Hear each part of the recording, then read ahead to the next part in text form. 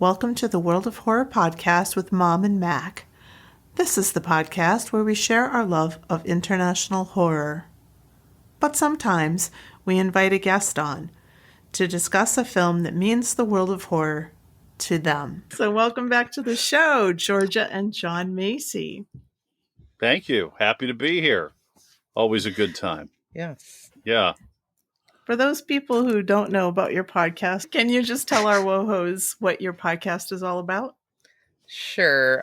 We are from Comfort Films Podcast, and we do a show about every other week about our favorite films that we keep coming back to, our favorite rewatches. And most of the time, the rewatches are comforting type films. Or comforting to us in some manner. Yeah. Or comforting to one of our guests who pick their own. Mm-hmm. That could be something traditionally comforting, like, for example, I don't know, The Princess Bride, or something that makes you go, how is that possibly comfortable to anyone? Like Predator, or I don't know, something like that. Mad Max Fury Road, which was our second episode. And that was a very long time ago now, because we're up to, 117, 118? Wow. Wow. But yeah, we just basically love to talk about movies. We are doing that whether we're being recorded or not. And we figured, why the heck not start a podcast for it? And here we are. Great. Well said. Yeah. I really liked your Guns of Navarone episode. Thank you. Recently with our good friend Martin Harris. Yes, from Film versus Film. He's a great guest, and he selected that, which was a really interesting pick because it kind of opened us up to need to think about how can a war film be a comfort film, and that was a great conversation. Yeah, it was. Yeah. It was. And that's a movie that I had seen a bunch. Well, no, I wouldn't say a bunch. I had seen it and I liked it, but I didn't really dive into it until we talked about it. And then it was like, I went from thinking, hey, this is really cool, to, oh my God, this is cool. That's what always happens to us. We will like a movie, and then when you really start digging into it, it opens it up in a really cool way. And that's certainly the case with the movies we're going to be discussing today. Mm-hmm. Well, thank you for doing my segue for me. That's a great segue. Like, how am I going to get there? And you got us there, so I really love it. So have you guys returned to these films since they were released in 2020? Well, two of them in 2022. Yes. Yeah, we have. I know we've at least watched each one another one or two times. Partially in the run-up to MAXXXINE coming out finally, which feels like it took forever, and we were like waiting and waiting and waiting.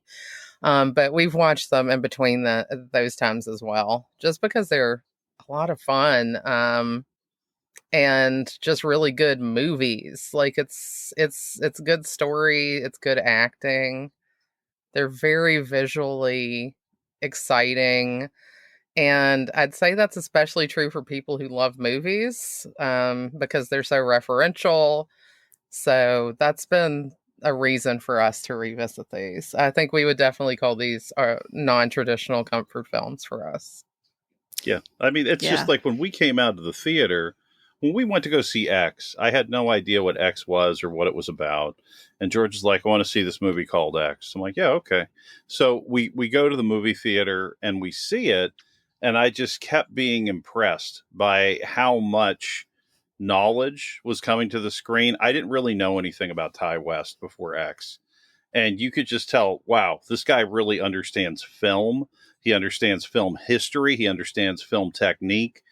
And all of the actors seem effortless. And when you're dealing with a film that's like, you know, about something very vulnerable. I mean, people play roles that are emotionally very vulnerable, but sometimes when you literally have to be fully exposed physically, that brings on a whole other layer because, you know, us as the end user, we're watching the film and you're alone in your bedroom having an intimate scene.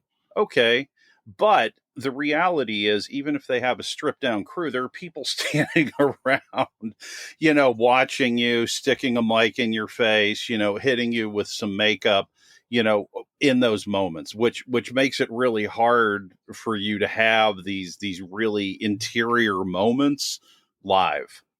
But still, they managed. They did, and they also managed to make me believe that I was watching the making of a pornographic film without making a pornographic film. That's the suggestion was planted so well, and they did it perfectly. I feel like in terms of the shots they chose, the scenes they chose, the nudity, and then we had the shock value. I mean, I think the one that caught me by surprise was, oh yeah, I see it. Everybody's thinking the same one. Yeah. Exactly. Yeah. I thought that was sweat that she was wiping off of her body. I'm like, yeah, it must be really hot in that place. And then Georgia goes, no. And I go, oh yeah. Well, it was actually super funny because I felt weird saying to you, like, let's go see this movie, because I knew you knew nothing about it. This came out like, kind of end of lockdown times when things were just starting to open back up and you were just being able to go to the movies again. Yeah. And I had read about it somewhere and I was just like, how am I going to be like, hey, let's go watch this movie about like people making a porno? Because it's like weird. I wouldn't have cared. I'd have been like, all right, let's go. I know that, but I just felt like a little awkward about that. And then I was just like, whatever. I'm like, but it's a horror movie. I love every horror movie pretty much. Like, I will sit and watch like 2B slasher movies for like 6 hours and never be bored for 1 minute. But do you like Roller Gator? Roller Gator is not a horror movie, except in that it's horrifying to watch a movie that's that horrible. But I really was just on Tubi yesterday, like browsing around, and of course with my taste they have just like the slasher category, and I was like looking through it and going, I would literally watch every single one of these horrific crap movies and love every minute of it. So yeah, I loved it, and I just I'd read good things about X, and so because it was playing at a theater that we kind of were driving by one of the things we did during COVID was just, we would get so irritated with being in the house, we would just jump in the car and drive somewhere for like an hour just to get out and get some fresh air and whatever. And we are in LA, so everything is crowded and weird. So getting out of town was a big thing for us as well. So we would drive out to Ventura. There was a movie theater there. It was showing it. We were there at this time, right when it was happening. So I was just like, let's check this out. It's something different. It's something we don't really know anything about. And I'm just so happy we did it because I was so impressed with what a great movie it was and how well it was done. The story, the acting. I mean, the actors that are in this are just like a group of pretty fearless people, I have to say. 100%. Like Mia Goth in particular. Yeah. Just so phenomenal. And I've seen her in other stuff and loved her in other stuff, but I think we could all agree this is just like top tier stuff that she's doing in both of these movies. Yeah, for sure. Yeah. Seems like she really put like so much of herself.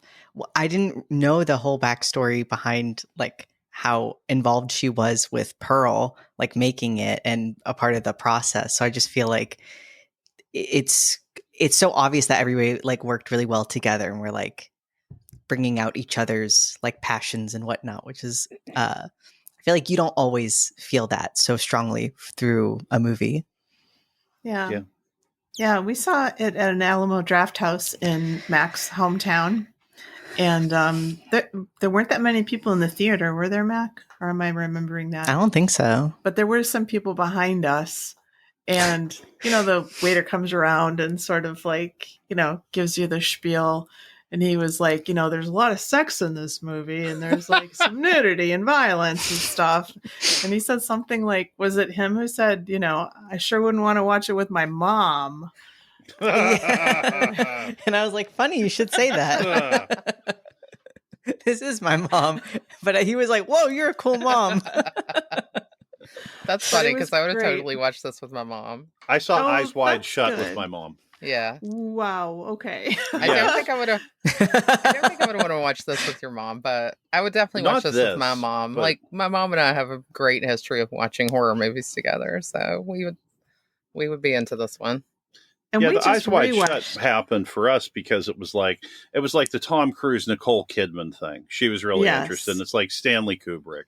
So that is what like kind of brought us through. And I don't know. I knew kind of what was going on in Eyes Wide Shut, but for some reason it just didn't really penetrate my brain. I guess it's because it's like when you're doing all kinds of crazy stuff. Like what I mean by that is like I once did this reading of this play where I was supposed to be this really socially awkward guy. It was the early days of like the internet, and it was like just having sex over the internet and just had to do that. And then like after you do that in front of like a room full of people, you know, a couple of times, you just I don't even think about, you know, what I'm going to see anymore. Like, oh yeah, Your boundaries are affected. Yeah. I got problems. Well, I also think because it was Nicole Kidman and Tom Cruise, everybody was like, "Oh, we're going to go see that movie," so it wasn't like a big deal. This is a little different, I think. Cause oh yeah, no, I wouldn't have not done as this. many people knew about this one. Wouldn't have done this. Well, we just rewatched this with family members last weekend. And yeah, my older son and my sister. And I don't know, Mac, I don't know how you felt. There were a couple moments when I was just like, okay, we can you know, get past this scene. I don't know. You're okay? I feel like if nobody reacts, because okay, y'all, my dad is the type of person where like I have watched a movie with him, and then like, you know, a sex scene will come on, and he's like, "Oh, this is awkward." Like he says it that it's like, yeah, now it is, dude. Like it wouldn't have been if we just all pretended like it wasn't happening. So that's what I was doing. So I felt fine. It was okay. I had seen it before and I just didn't think about it. And so, but the sex scenes in X are also funny. Yes. Like you can see the humor in it, and you know, like, I mean, it's not even exactly like it is a sex scene, but it's a shooting porn scene. You know, there's a light layer to it. Yeah, it's the porn scenes I think are the least like titillating thing because they are really silly. And then you get into some other weird stuff that's happening, like when it turns into Pearl. Like old elderly Pearl. Yeah. Then you're just like, oh God, okay. And things are just so weird. And then you have like the old people sex scene later in the movie. Maybe that part felt that was awkward. I think I forgot about that part. I think I wouldn't say you forgot about it. You probably just like were like, let me put that away. I don't need to store this. I'm gonna put that far away. Yeah, but there's a lot of weird stuff going on. So I think the weirdness almost maybe outweighs like the sex part. Well, they're rotting. Like the people are rotting. Like Howard and Pearl physically look like they're zombies. And they're in this repulsive house, which I find even more disgusting than them. I mean, so it's just like everything about it makes me ill. And then I flash forward to Pearl with the pig and the maggots, and then I'm just done. So it's like, but when I first saw X, I didn't know about that great pig coming later on. But that film alone, like, just that scene was just like, get me out of here. And then also there was like this like homicide, suicide element to it because Howard's like, my heart can't take it. So I'm like, oh God. And like an orgasm literally translates to little death. And I'm like, this could be like a big death of a rotting man in a rotting house. Wow, John, that's that was so poetic. So lovely. No, I know what you mean about the house. Like, I have a thing about fingerprints on doors, like especially like bathroom doors and stuff. It just grosses me out. And so I just thought that whole house is just covered in fingerprints. And it's grimy. It's like it just grime everywhere. And it's really gross. They did an amazing job. Like whoever did the production design for this did a really amazing job making it just look old. Like it, Yeah. I think personally, like being from the South, like there are a lot of people who are poor, and as they get older, like they can't fix their house. And, I think I've been in houses like this that, Mm-hmm. you can tell that probably sometime decades ago, this was a nice place to live and it could have been very bright and homey. And, the problem is that people didn't have the money to fix it up, or they don't have their mobility, and they don't have help. So it's just gone downhill, downhill, downhill, downhill to now it's like, they're living in this wrecked shell of a place that just, can't be fixed with the resources that these people have now. So it's very sad. Like there's a sadness to Howard and Pearl's life that already exists before you even know what their backstory was. Yeah, I totally agree with that. Yeah. Well, and they cut. I feel like even. Or, No, please, go ahead. Please. Oh, I was going to say, like, that I hadn't thought about that, but I think you're so right. Like, there's so much storytelling in the visuals of the house, even before you ever watch or even know Pearl is a movie that will exist. And you just can tell that you're really seeing like the end result. And like, you can put the images together in your head of like, God, just how many decades it took to get there. But it's not a thing they'll ever also get out of. Like this is it. Yeah. Yeah, it's only going to get worse and worse and worse until it ends. And like, that's just really sad and depressing. I feel like with the $40 from the rental, maybe like there was a scene with like Howard calling a cleaning company that they cut, and like, I don't know. That's what I heard. They need that $40 to buy lemonade supplies. Oh yeah, God. Sexual lemonade. I never thought of that. I love lemonade, and like I just think about it like the sugary happiness of summer. I never thought about it like it meant something. I wouldn't have wanted to drink anything out of any glass from that kitchen. No. This is when you just politely say no and you walk out. Yeah. And the fact that she like drinks that whole thing right then and there, it's like it's so Maxine, it's not sweet, but it's like you can tell that in her head she just has this rule of like I can't get up unless I do this, and her like dedication is so like she doesn't even think you can not drink it and leave. Like she doesn't want to offend this woman. I think that's incredible. Well, she goes up to a certain point with it, but then like you have and also you have like the old photos, there's that photo of young Pearl like dancing.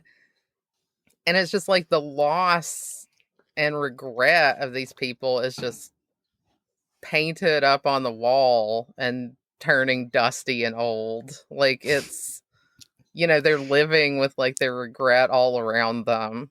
It's so messed up. Well, there's some weird thing that I haven't put my finger on, but if you notice, like when the film team is drinking, okay, they're actually drinking Pearl beer. So it's like we've already had like this lemonade situation, right? And then we have the Pearl beer, and I'm like, what are we saying here? I never noticed that until this time when we were rewatching, and I think it was Jenna Ortega takes a big drink, and I was like, wait, does that can say Pearl? And it does, and it says it in the same font that they use for the movie Pearl. Oh, wow. I didn't even realize. One thing I didn't realize, we haven't gotten to it yet. I hadn't realized that there is a preacher man in Pearl. Oh, yeah. Who is saying the iconic line. It's on a sandwich board. Yeah. But that's Maxine's like great relative. Oh, not that many greats, but yeah, the preachers just are threaded throughout everything. And after seeing Maxine and then going back to watch X was really interesting to see that footage that they're watching on television and how it ends up tying back in, and really, really cool. I feel like that's something that not everybody. Oh, well, okay. I say this. I don't know how big televangelists and just flipping to a radio station and hearing the craziest the craziest sermon you've ever heard on the radio. I don't know how normal that is in other parts of the country, but I feel like it's such a thing it becomes part of the wallpaper, like in the South, where when you're looking for a station, it's like, yeah, of course you're going to hear like 3 stations of sermons. Like, why wouldn't you? I forget that that's not just standard. I think it is here out on the West Coast also, at least like up through like Central California, because Central California is a different animal than Southern California. But yeah, I grew up in Mississippi. So like my grandparents lived in an old decaying house and they had a giant antenna to get TV and they only got like 3 channels. And, 9 times out of 10, 2 of the channels were Jimmy Swagger and Jim Baker. And then the other one was like golf.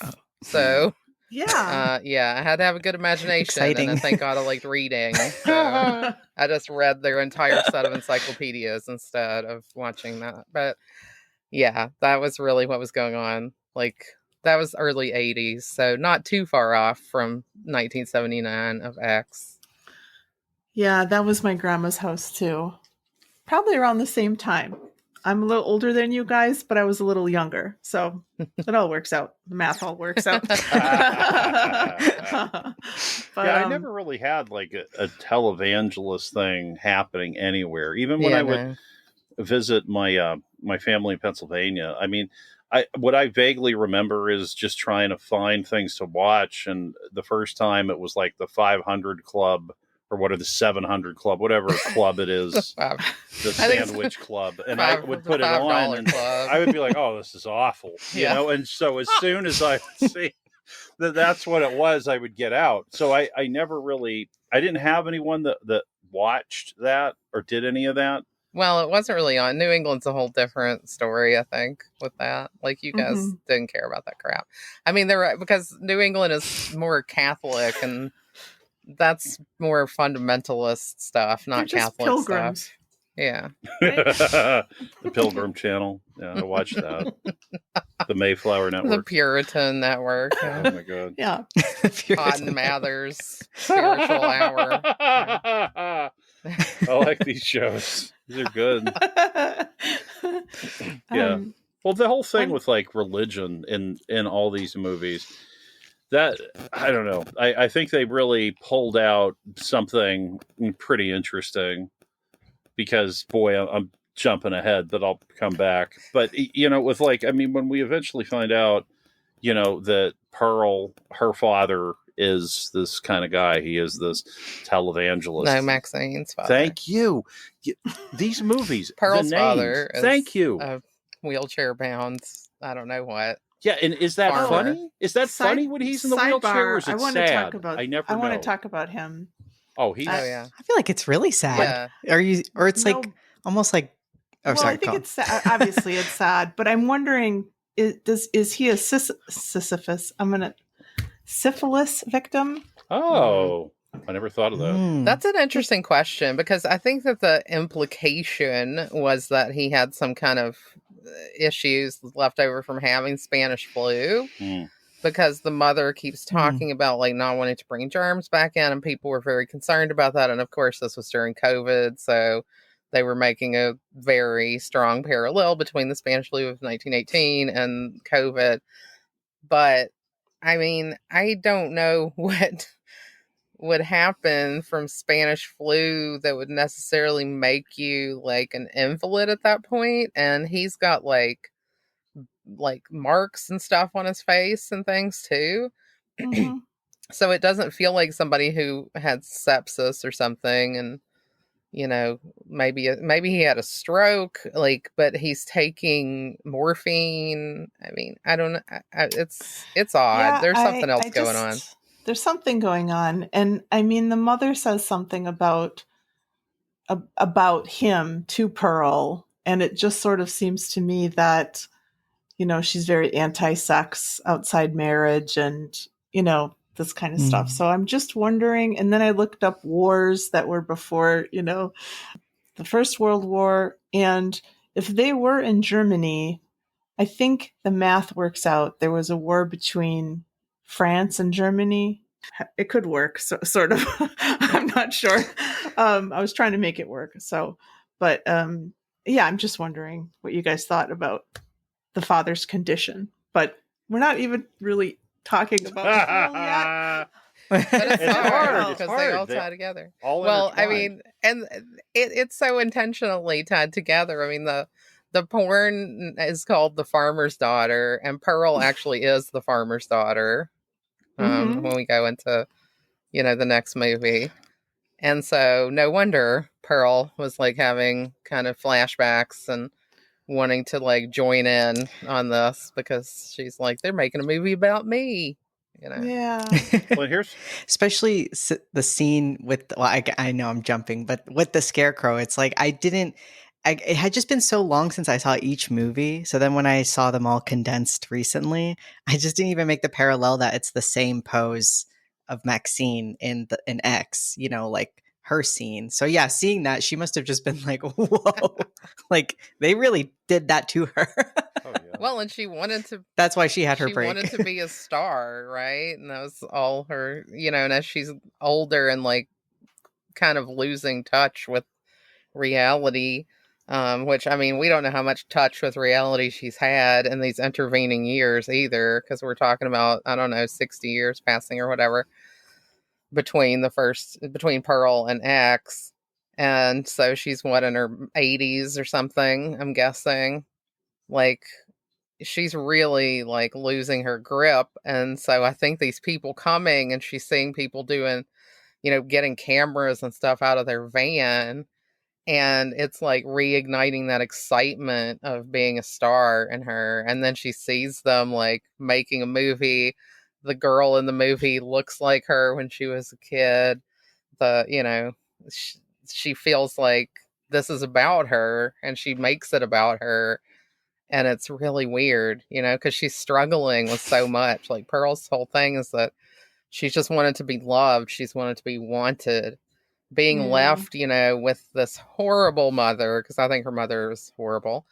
I understand that, like, the mother's had struggles too, but I just think her strictness and just really vile attitude toward Pearl is pretty bad news for somebody like Pearl, who seems to be a very sensitive person, and a very lonely person, and just can't deal with all the rejection that she has experienced. And it makes her have kind of like a break, which I don't know if she ever comes out of. And then, when we see old Pearl and X, she's having a break again, because this has triggered something in her. And I think Howard is afraid of that. Like, Yes. he feels, just from the minute these people show up, he's suspicious. He's like really protective.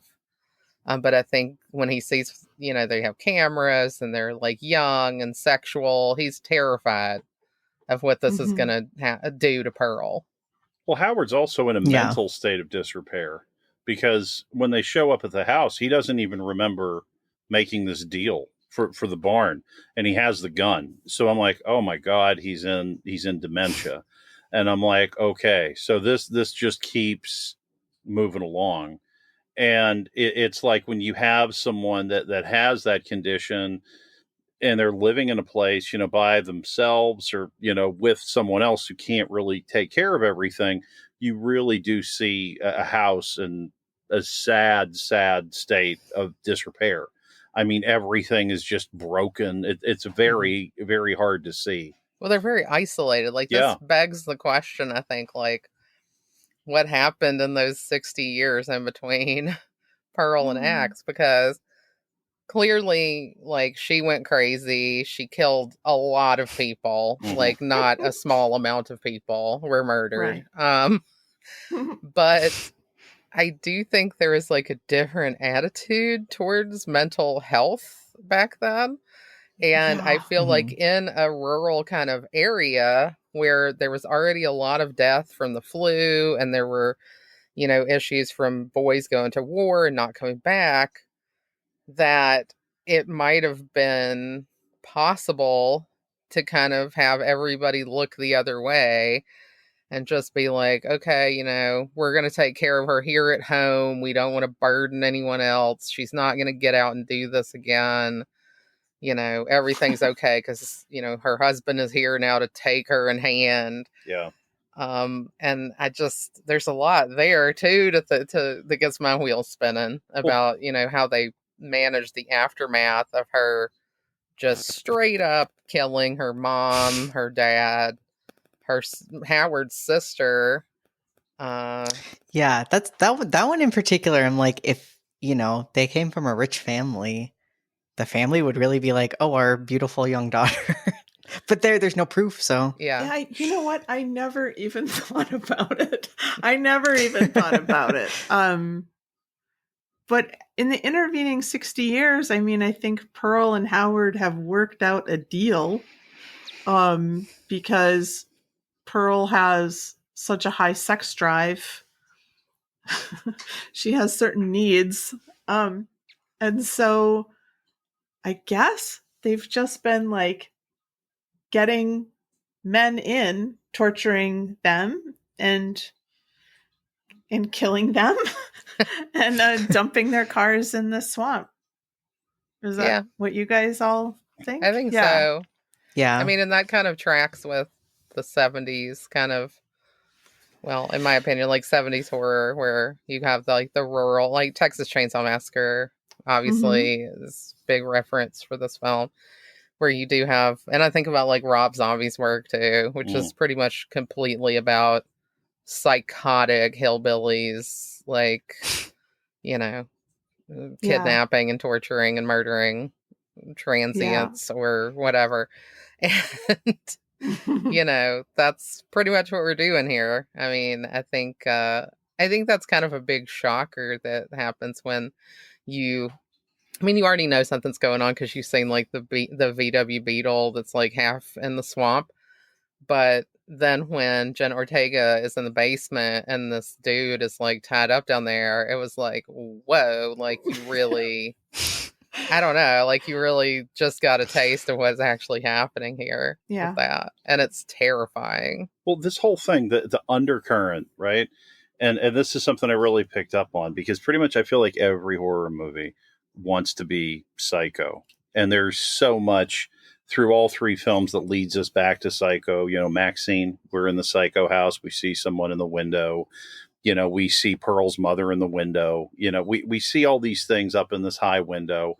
And in Psycho, you know, what's the big reveal, right? We go into the basement and we find out that the mother is this corpse. Well, what do we do here?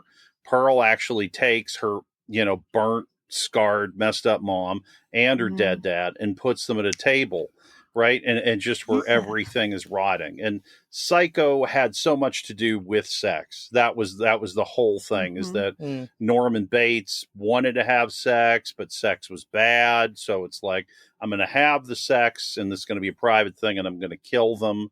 And it's like, he always needed that oppressive force. So he took on, you know, being his mother as well as himself, because he was so used to this kind of abuse.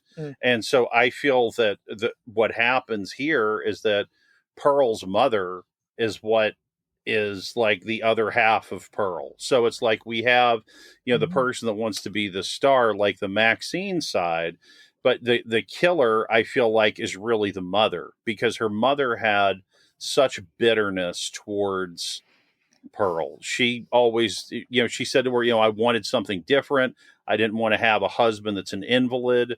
You know, what the line, she like, doesn't want to be his mother. Yes. That's what she says. And every time I look at you, you know, I think about disappointment.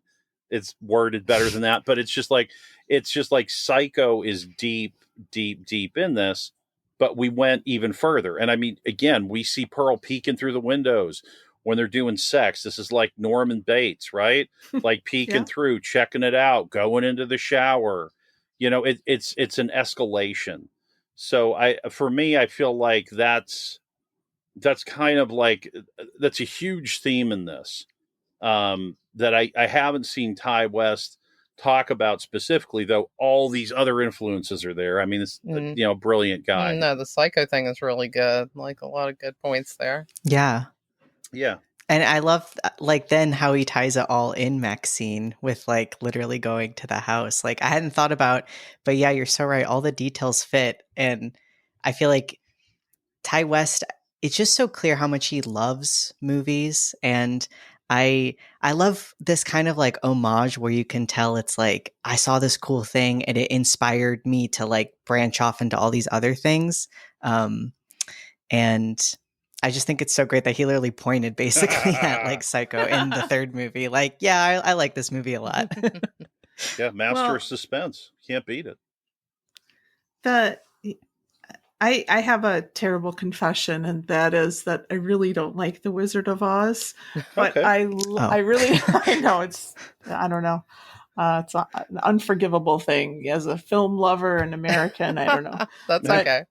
I really like the homages in Pearl to The Wizard of Oz, and when we get there, I just have to say that.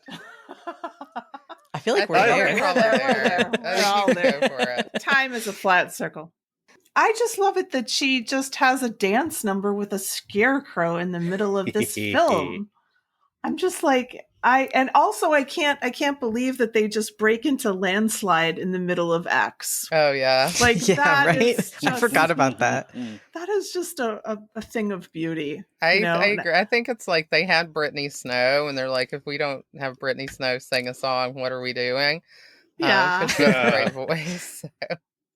And this is, I mean, speaking of Brittany Snow, like how different is this? For her, you know, right? She's great. Like she's always playing like I love some her. really, you know, cutesy blonde sorority chick or something. That's just what I think about with her.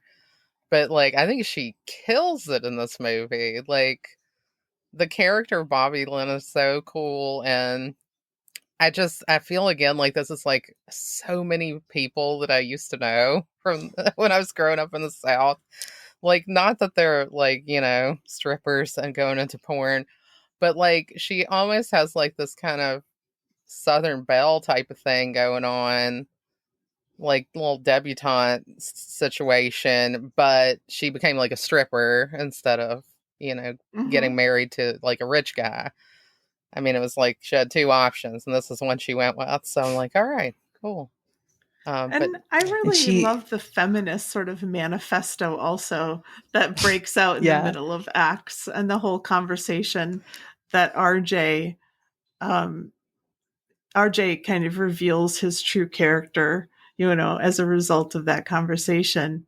So, I mean, but I'm like, you go, Ty. We really need this. and I think if he can just like sneak it in, I just think it's a really cool thing.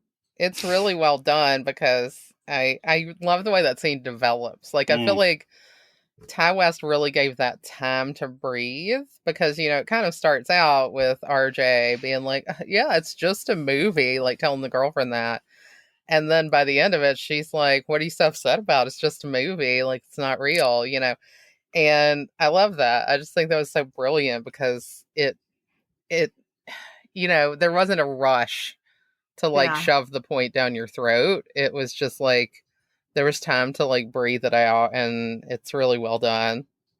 I think it's excellent because that is such a real fucking moment. It's just like I couldn't say that anymore. I couldn't say that anymore because yes, you you be around people that are making movies, making plays.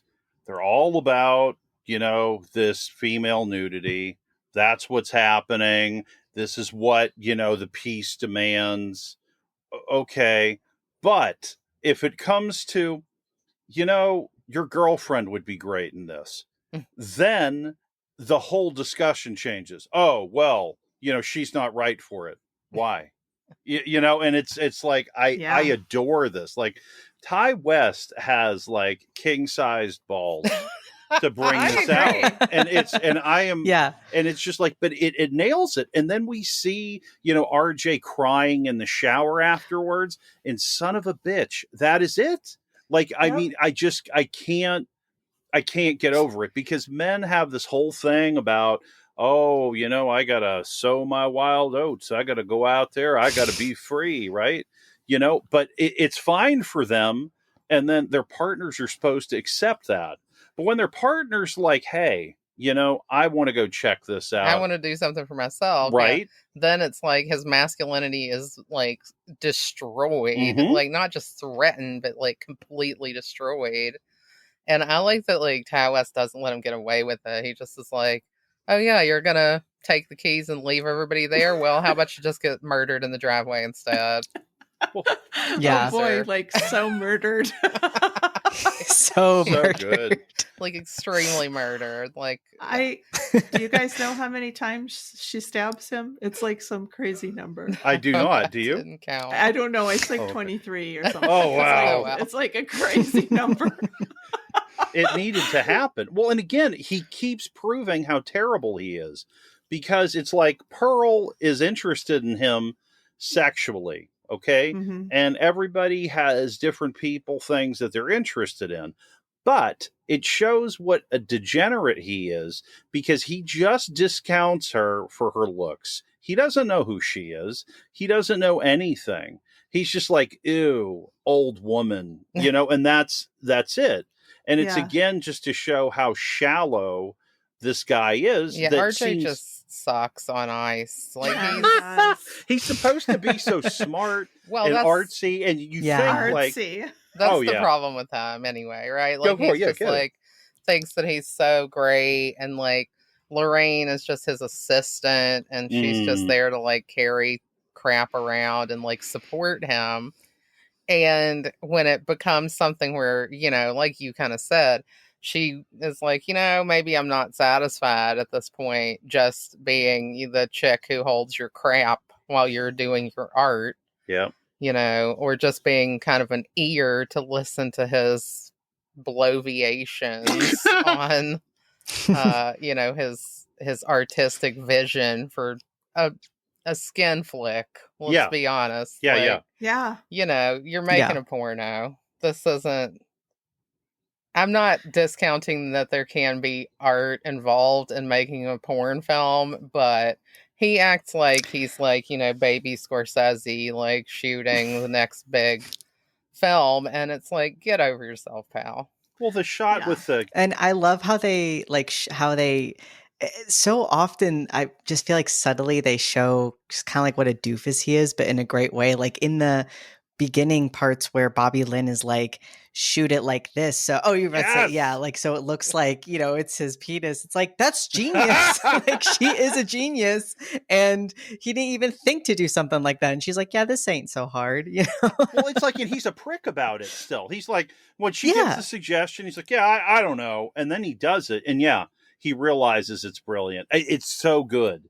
I mean, that's such an early clue about that character. I'm so impressed. Well, I'm so impressed with the that. women just continue to just be effortlessly great at everything in this. And, the men are kind of not. I mean, I would say Jackson accepted, like, the Kid Cudi character. He's great. I like the boyfriend to Maxine, even though I'm not sure how I feel about them. Like, actually, the idea of them actually being together. Like, I loved that character, and I loved that it was like him walking around in his underpants. And they're like so at small. night on the farm.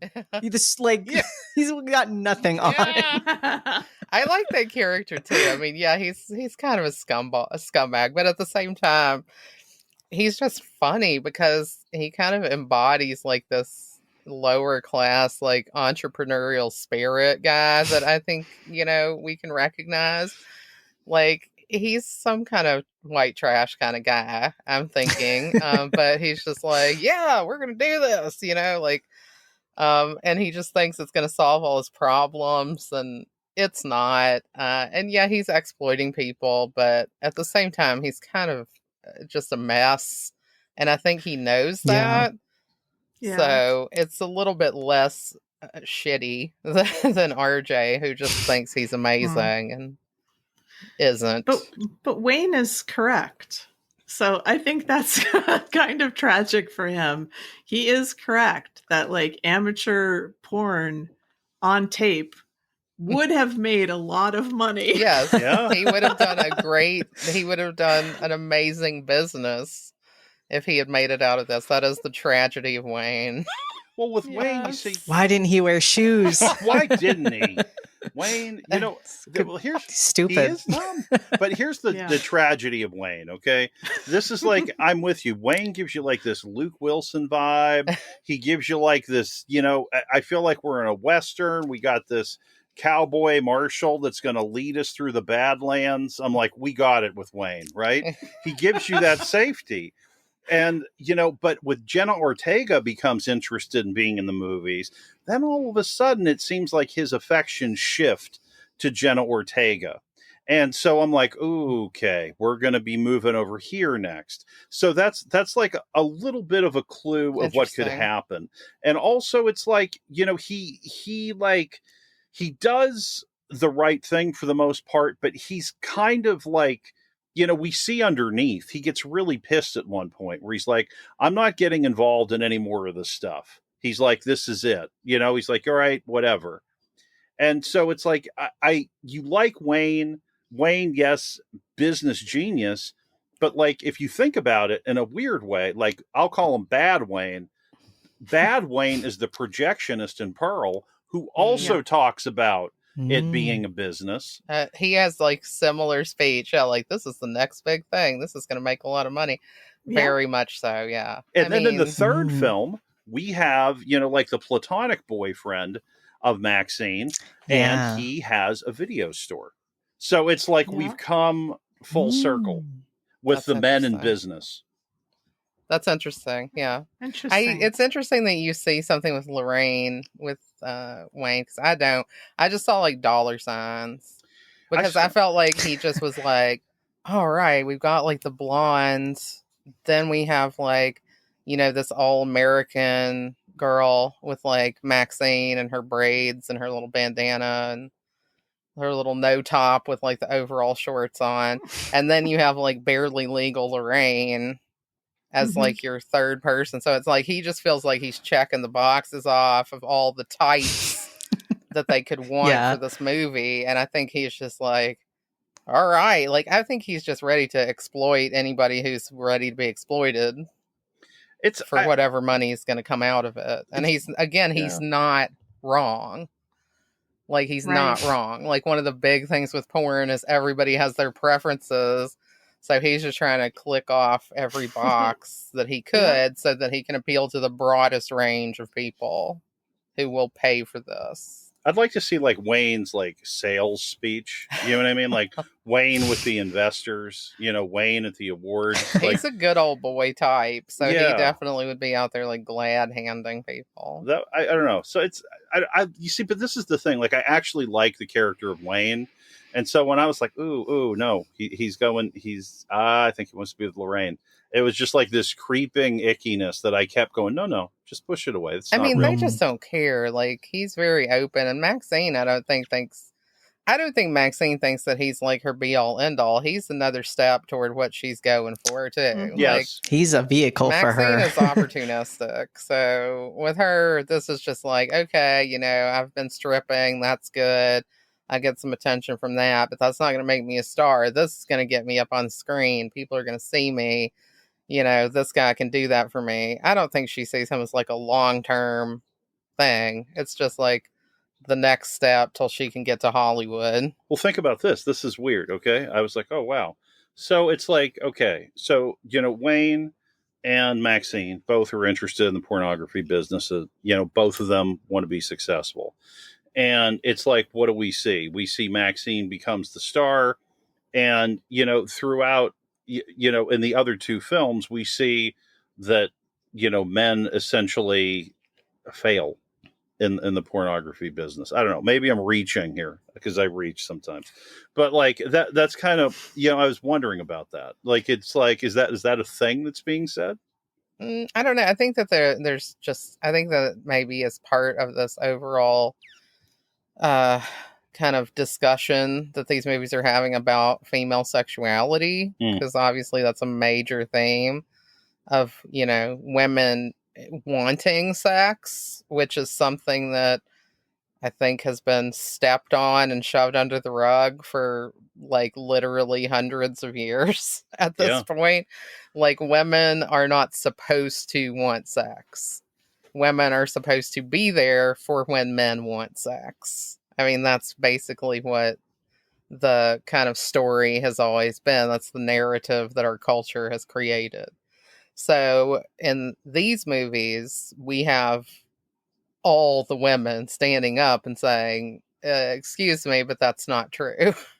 You know, we have Bobby Lynn and Lorraine. Well, Lorraine, you know, comes up and says, like, basically, you're trying to put me in this box that I am just a sweet girl who is here to do your bidding, you know.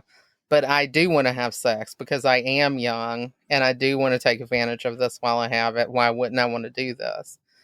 And, you know, Maxine, that's the first time that she has any respect for Lorraine.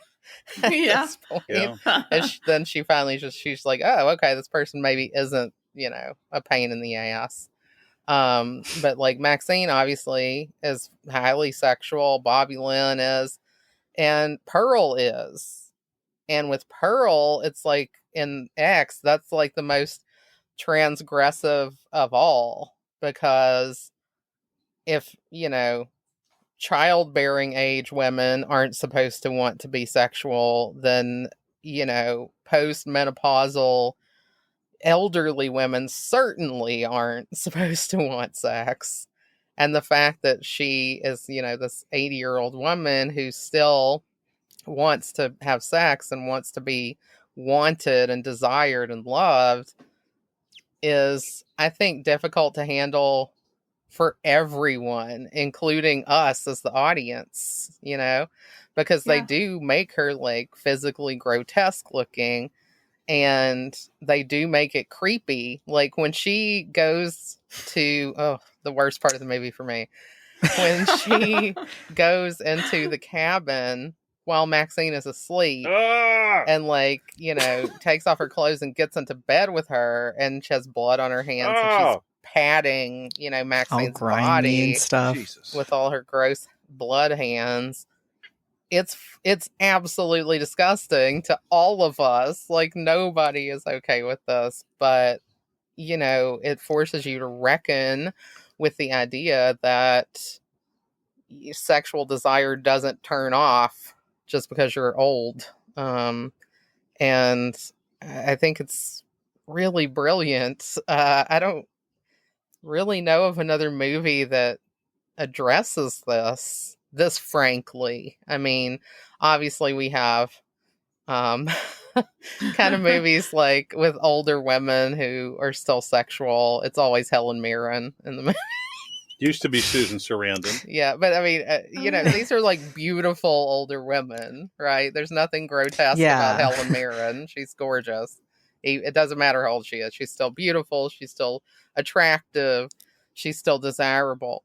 But you have someone like Pearl, who is none of those things, and she still wants to be desired and have sex. It's like you have to think about that, and you have to like confront something that you aren't comfortable with. Well, there's a thing that it's like, so around the lemonade scene when Maxine and Pearl are in the house, right? This is something that I just thought about while you were talking. Part of me wonders if, you know, because Pearl's mind is going so much like Howard, right? That the reason she actually touches Maxine is, sex, obviously. But I think she's trying to see if Maxine is actually real. Because if she looked like her and she acted like her from a long time ago, that could feel like a ghost. Because Pearl, you know, kind of has these hallucinations, you know, as we see in the movie Pearl. Like, I mean, she sees her mother on the judging panel. She sees her husband. Back, right. Mm-hmm. And like, she sees all these different things that aren't real. You know, I mean, that whole musical number she envisioned. So I really think that there's something to just an utter disbelief. I think you're right. That's a super point. there's like a dream quality even from when they first show up, and you see, you know, they're taking everything in, and I don't remember if it's Maxine or who that like looks back to the house, and Pearl is standing on the porch and like kind of waves at her, and it's so weird and like dreamy and bizarre. Yeah, that's a good point. Like, I mean, I think Pearl would probably be questioning a lot of things at this point, because it is like, I mean, Maxine is her identical self, you know, and I mean, Mia Goth is playing both parts. Very weird. That would be so trippy. Yeah. Like, have you guys ever met like your doppelganger? I haven't met mine, but I've narrowly avoided meeting. A lot of people, I don't know if I just have a really regular kind of a look or something, but there's been a lot of times where people will say to me, oh, you look just like this person or whatever, and I've never met them. But I was in the mall when I was like 16 or 17, and it was far away from where I lived because my dad and my mom were divorced, so I think I was visiting my dad. So I was like 3 or 4 hours away from home, and I was in this mall, and these girls came up to me and started calling me Jenny and just talking to me. And I was like, I'm not Jenny. Like, and they just thought I was bullshitting them. Like, they refused to believe me. And I was like, I will show you my driver's license. I am not Jenny. My name is Georgia. And they just like freaked out and left because they were like so just messed up that I wasn't Jenny. I got one. I got one. Mm-hmm. Do you want? All right. It's like, because I was like, oh shit, I forgot about this. I'm sure I've said it somewhere before because it's still one of the most bizarre experiences of my life. I was with my dad at a diner. I don't know. Maybe I was in grade school. Maybe I was, in high school. Anyway, we're eating at this diner, and the waitress comes up, to get our order. Honest to Christ, this is not a joke. I'm not making it up. Literally, the waitress goes to my father and I, hey, are you the guys from last night? And like my dad and I just kind of looked at each other like, no, we're not. And I was just like, what the fuck was that? You know what I mean? Like, what the fuck was creepy. Like, there's like another version of me and my father just like out on the prowl at the local diner. Really weird. Yeah, no, that was super weird. Really strange. Like when I had this experience in the mall, it was really weird to me because I was just as freaked out as these other people were. Like, it's like we all were just like, we just had a really weird experience. I think we all should just pretend that never happened. Exit. Like, let's just walk away from that. So I'm really glad I didn't run into Jenny because that would have been weird. Yeah. Yeah. I kind of had a very similar, but it ended in like the best way. Like, it wasn't in high school. I had this friend who she and I looked like literally so similar that in like one time her dad was driving us and saw me in the mirror and just started like talking to me. But a friend of hers like came up to me and was like, hey, Layla. And I was like, oh, sorry, that's not me. And then now me and that girl are like best friends. So that's like the best ending. Wow. Well, it's funny because John and I both have twins in our family. So like that does happen. Wow. Like John's brothers are twins and they really looked alike. They don't as much now because they're in their mid-20s. But when they were like 10, they could easily play tricks on anyone. Like, they look so similar. And my sisters are twins, and they didn't, to me, my sisters have never looked that much alike. But my nieces are also, so one of my sisters who's a twin also had twin daughters, and those two really looked alike. They still look a lot alike, but you can tell them apart a little bit. They're also in their mid-20s now, but when they were little, you couldn't tell them apart. And I mean, this is weird because, I mean, I'll see pictures of, I look a lot like my aunt. Not a lot like identical to my aunt. Like, at my grandmother's house, she used to have my mom and her brother and sister's graduation photos on the wall. And my aunt is 13 years older than my mom, so she already was kind of like in junior high by the time my mom and her brother came along. There's a big age gap there, and they were from like really different eras. My mom was in high school in like the early 70s, and her sister was in high school in the 50s. and they had her graduation picture up, and her graduation picture and my graduation picture just looked like you took the same face and put it on to the other picture. So like there is a weirdness with that where like I'll see pictures of my Aunt Carol when she was young and they look like me. And so I feel like that's kind of what this Maxine Pearl thing is almost, is, you know, like you're seeing like, I mean, when Maxine is looking at the photo of Pearl dancing, I think she probably sees like the resemblance there, and it's kind of weird, like you're saying a previous version of yourself. And I think that probably scares Maxine and puts the fire into her to like keep going with not be this. like this is what I'm not gonna do. So it's a valuable experience to her in that way. Like I don't think anything was gonna stop Maxine to begin with, but after she has this experience, forget it. No way.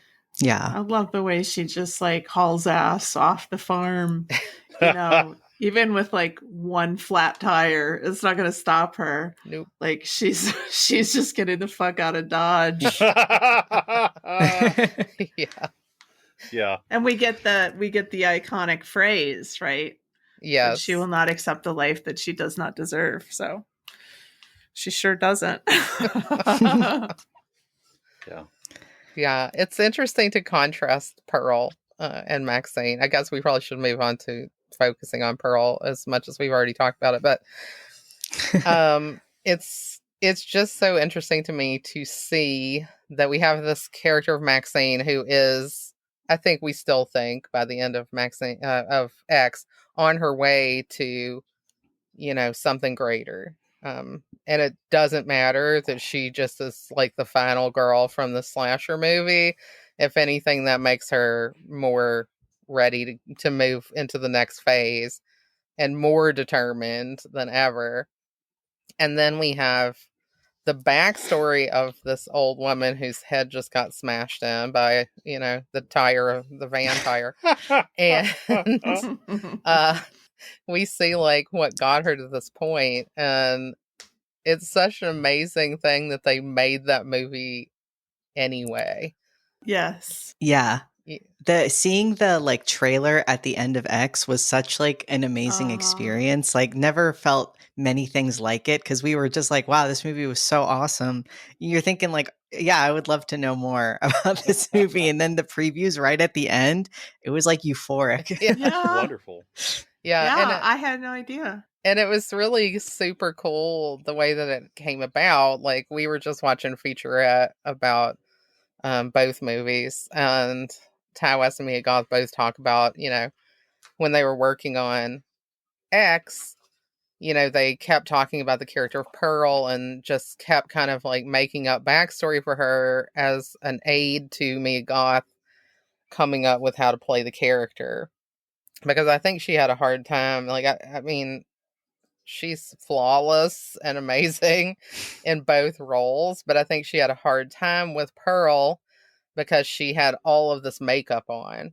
And it was very restrictive. And she said that she actually ended up using that as part of the process because she felt trapped in like all the layers of makeup.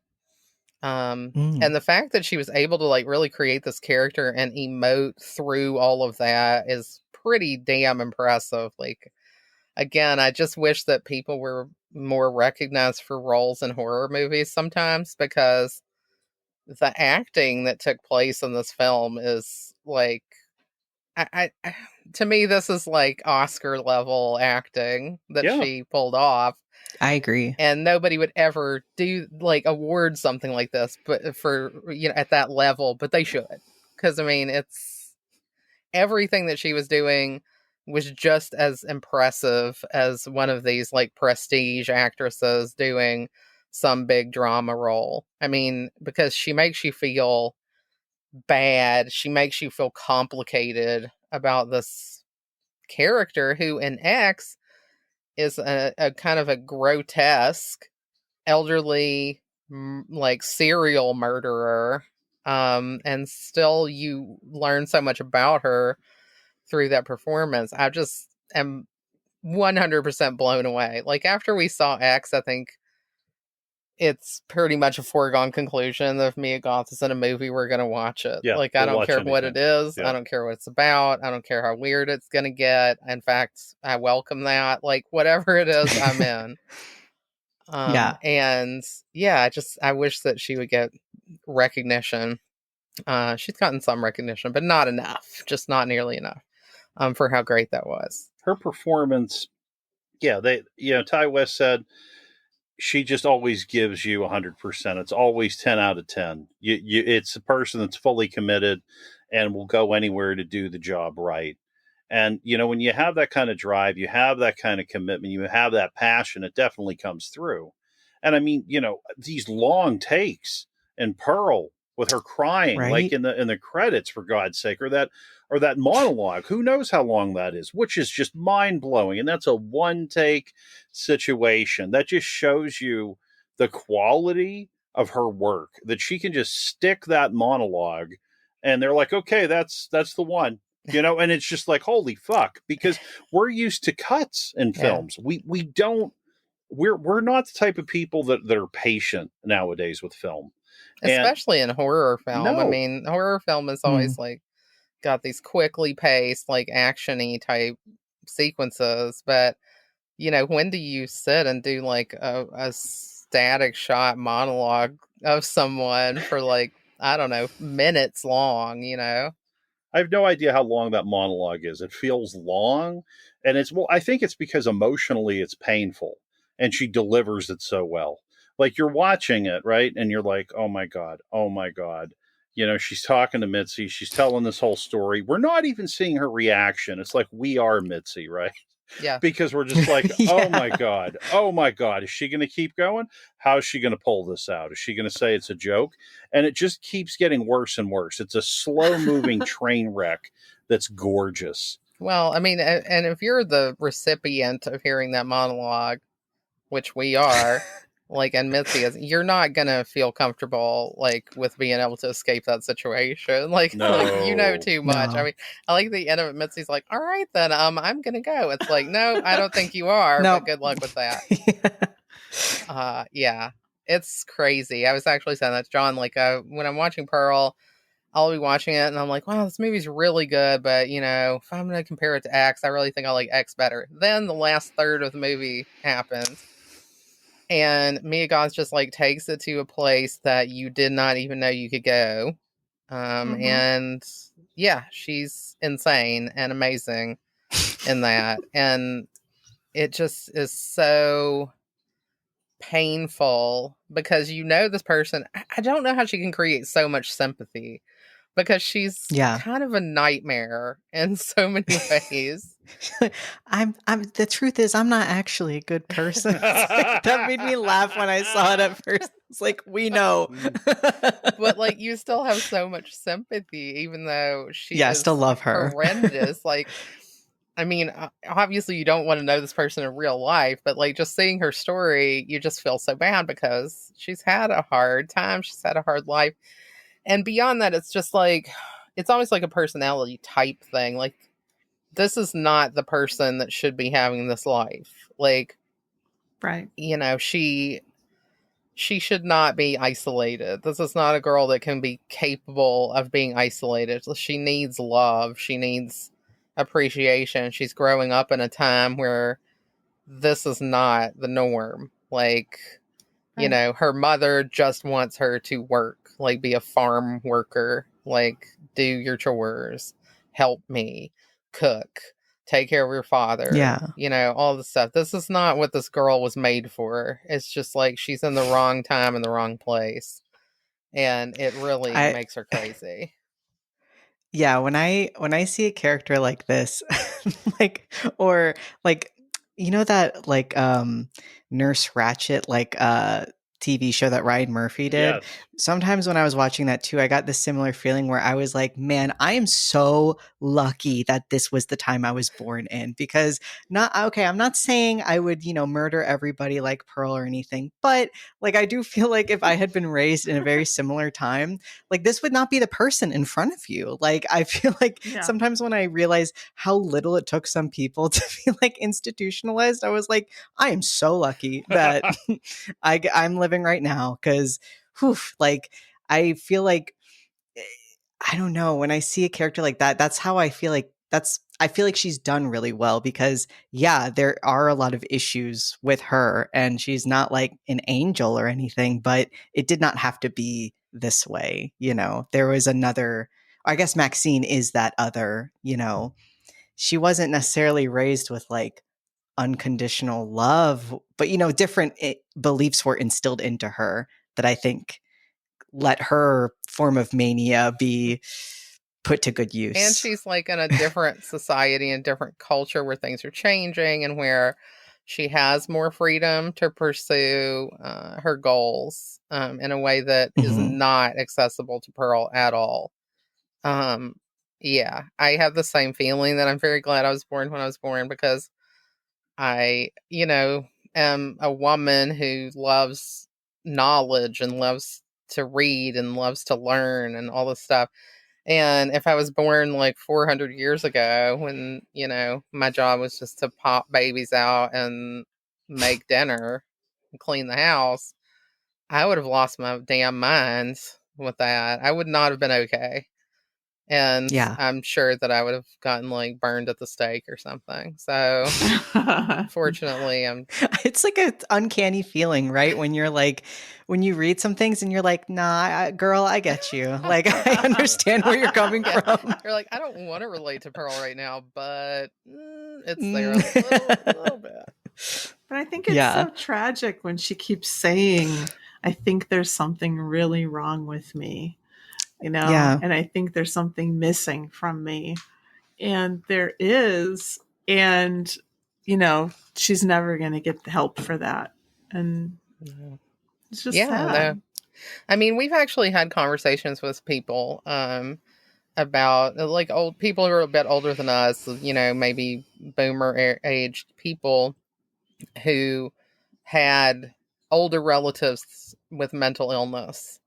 And just like the level of not addressing it was such a problem. Like, it was a dirty secret.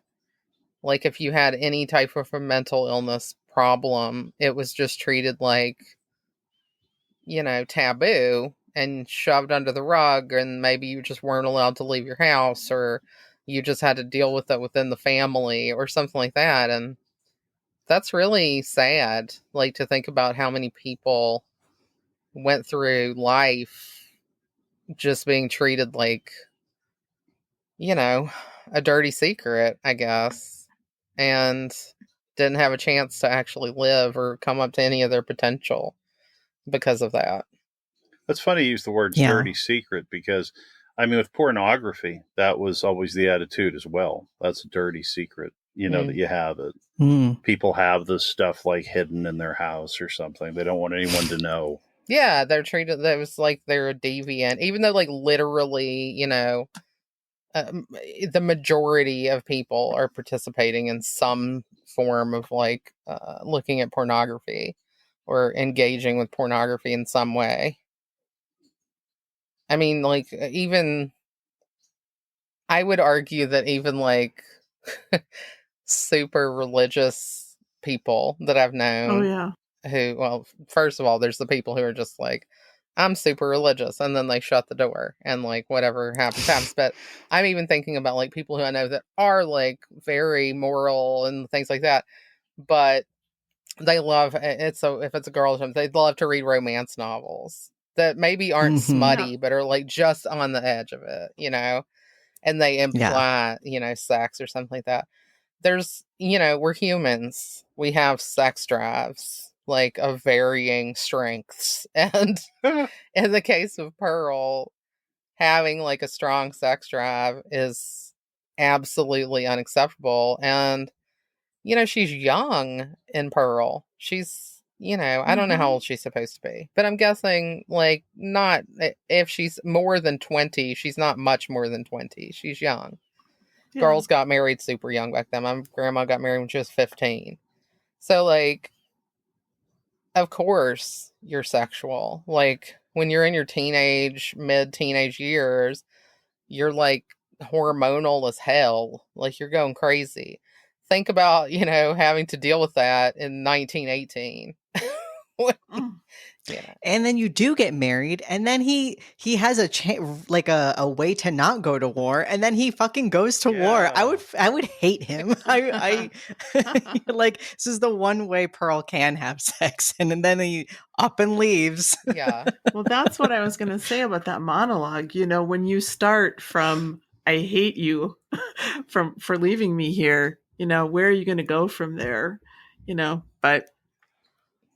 Well, he certainly, I feel like he paid his penance. Oh, God. Multiple decades over. Yeah. That's a clip of him so happy walking home. And the scene he enters in on. And it like hits you like, wow, he really was like, all right.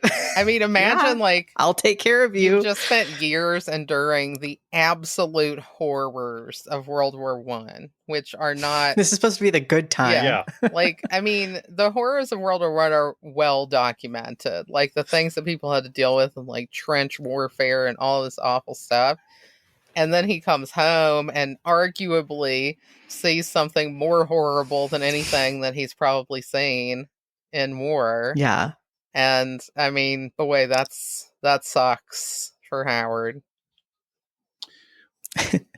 I feel like with the father, like Pearl's father, this is just one thing that was weird that I mentioned earlier. I just want to go back to. See, okay, I don't find a person being in a chair and being, physically hurt, not loss of mobility, I'm not sure what the mental capacity is at this point. I don't find that funny. But the reason that I feel like that we're supposed to poke humor at it is it almost feels like a Monty Python kind of a bit. It kind of reminds me almost of like Shakespeare, like Titus Andronicus, right? Horrible, tragic, terrible. Like if you ever saw like that Anthony Hopkins Titus, it's like this over the top, big, crazy movie.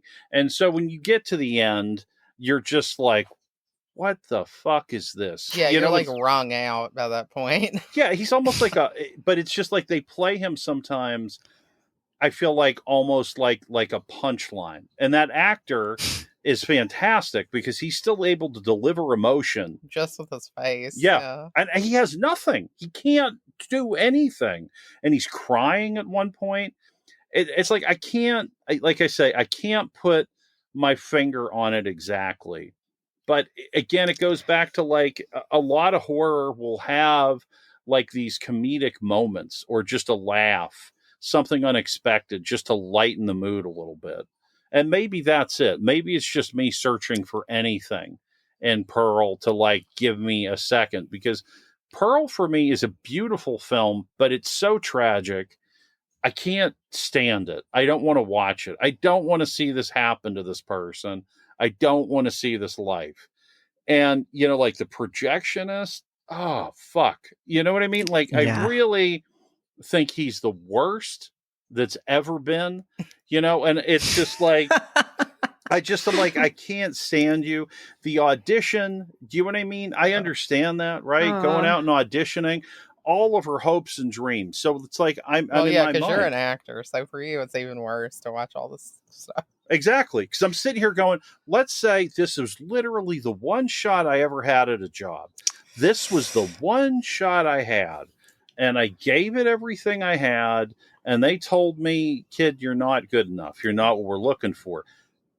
That's actually what does happen. Scream, I'm a star. Yeah. But that's actually what does happen a lot of times, right? I mean, like, they don't even care if she's talented or not. The minute that she's walked out on stage, yeah, we're not going to take her because she's not blonde and she's not young. She's too old and she's brunette. Nah. I mean, she could have done nothing and they would still done the same thing.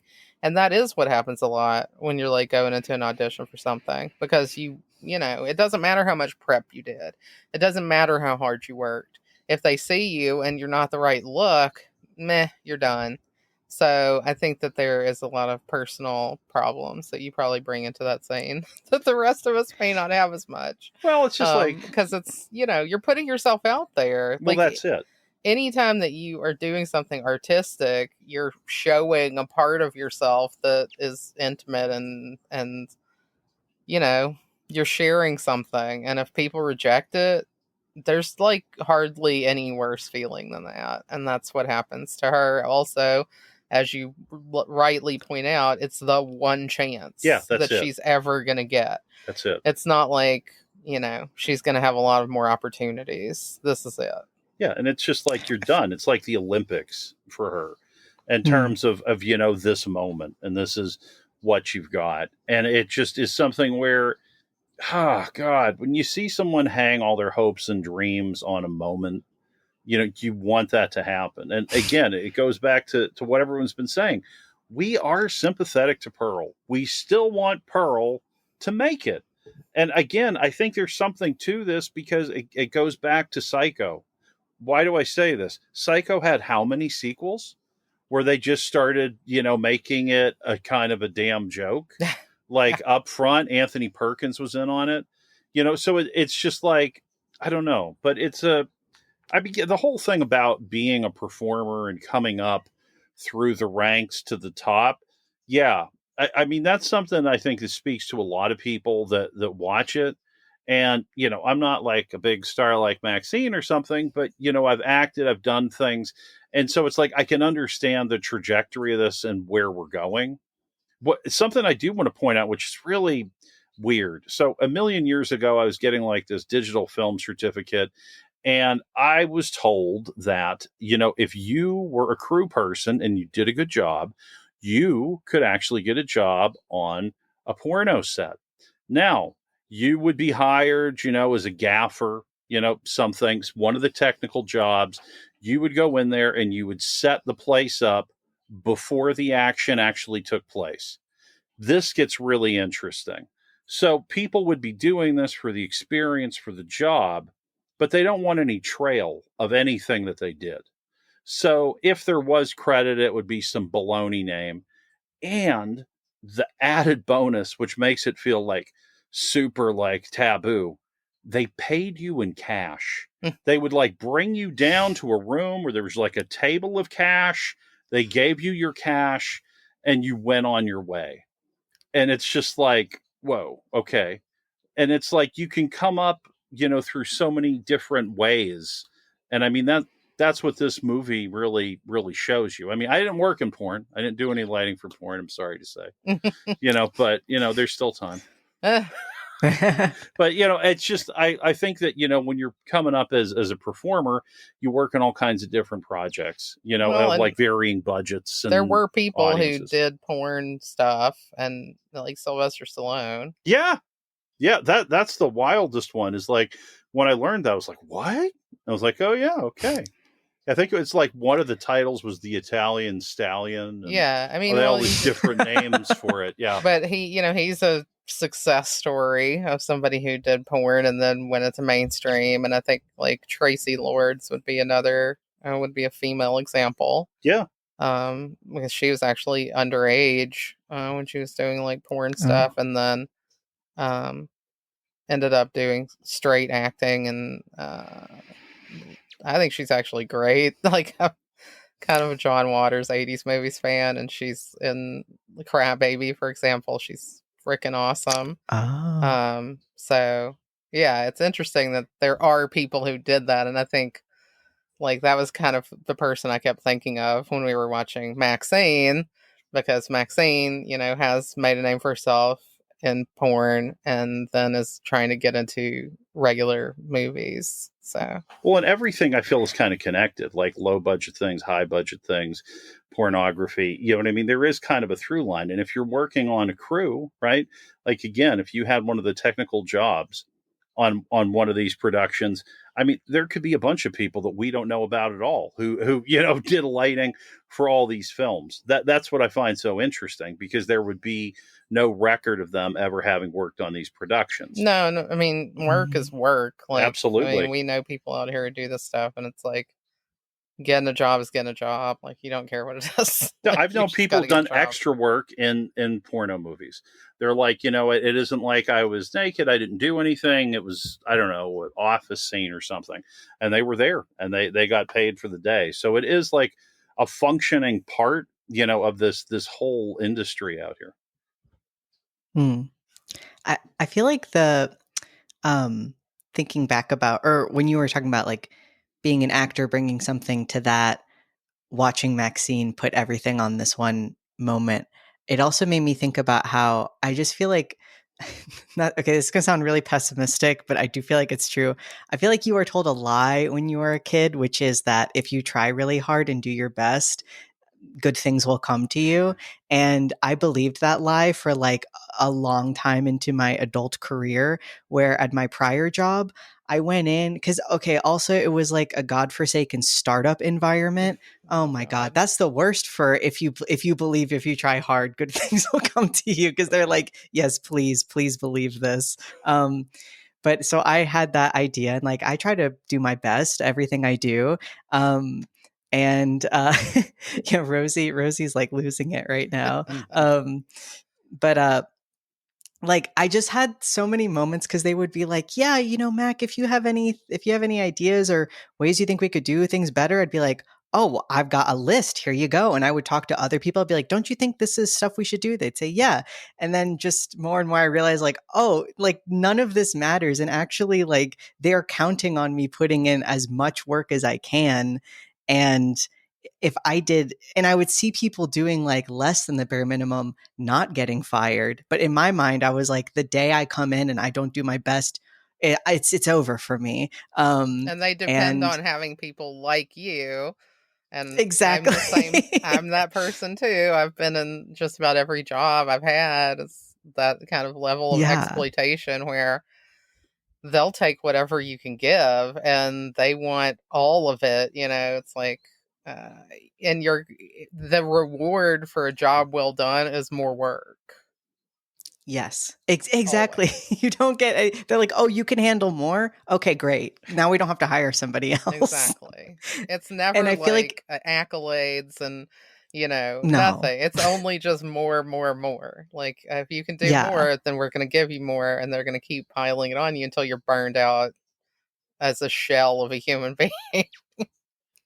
Yes. And I feel like for some reason we view, the whole idea of something being effortless is that like it's uncool to put in any effort. Cause I do feel like it is humiliating in a way. Like, even if you're not doing something artistic, to show that like I care earnestly and I'm doing my best can be humiliating if it doesn't amount to anything. And in fact, people see you as like you said, like an exploitable resource. So I feel like Pearl taps into something like that.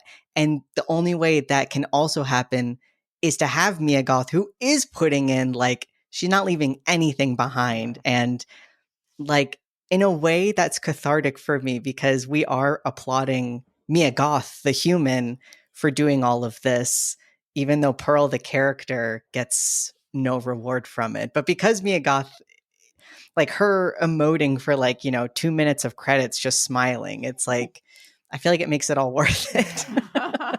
Because you get to see this happen. Like, she is a star now. And like, this person is, doing so much that maybe we might find like humiliating to try to do in front of cameras and people. But she's doing it and we're loving it. It's like a great feeling.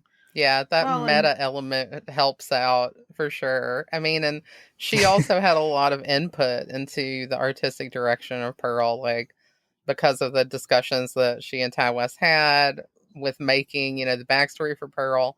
A lot of that went into the actual script of Pearl, and, it really was like a co-creation between director, writer, and actor.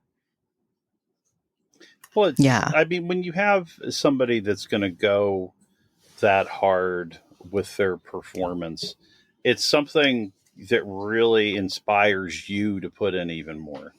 I would say that's really the collaborative effect that I would say with these films is that Ty West looked for who he thought was right. And then he found Mia Goth, and that was perfect.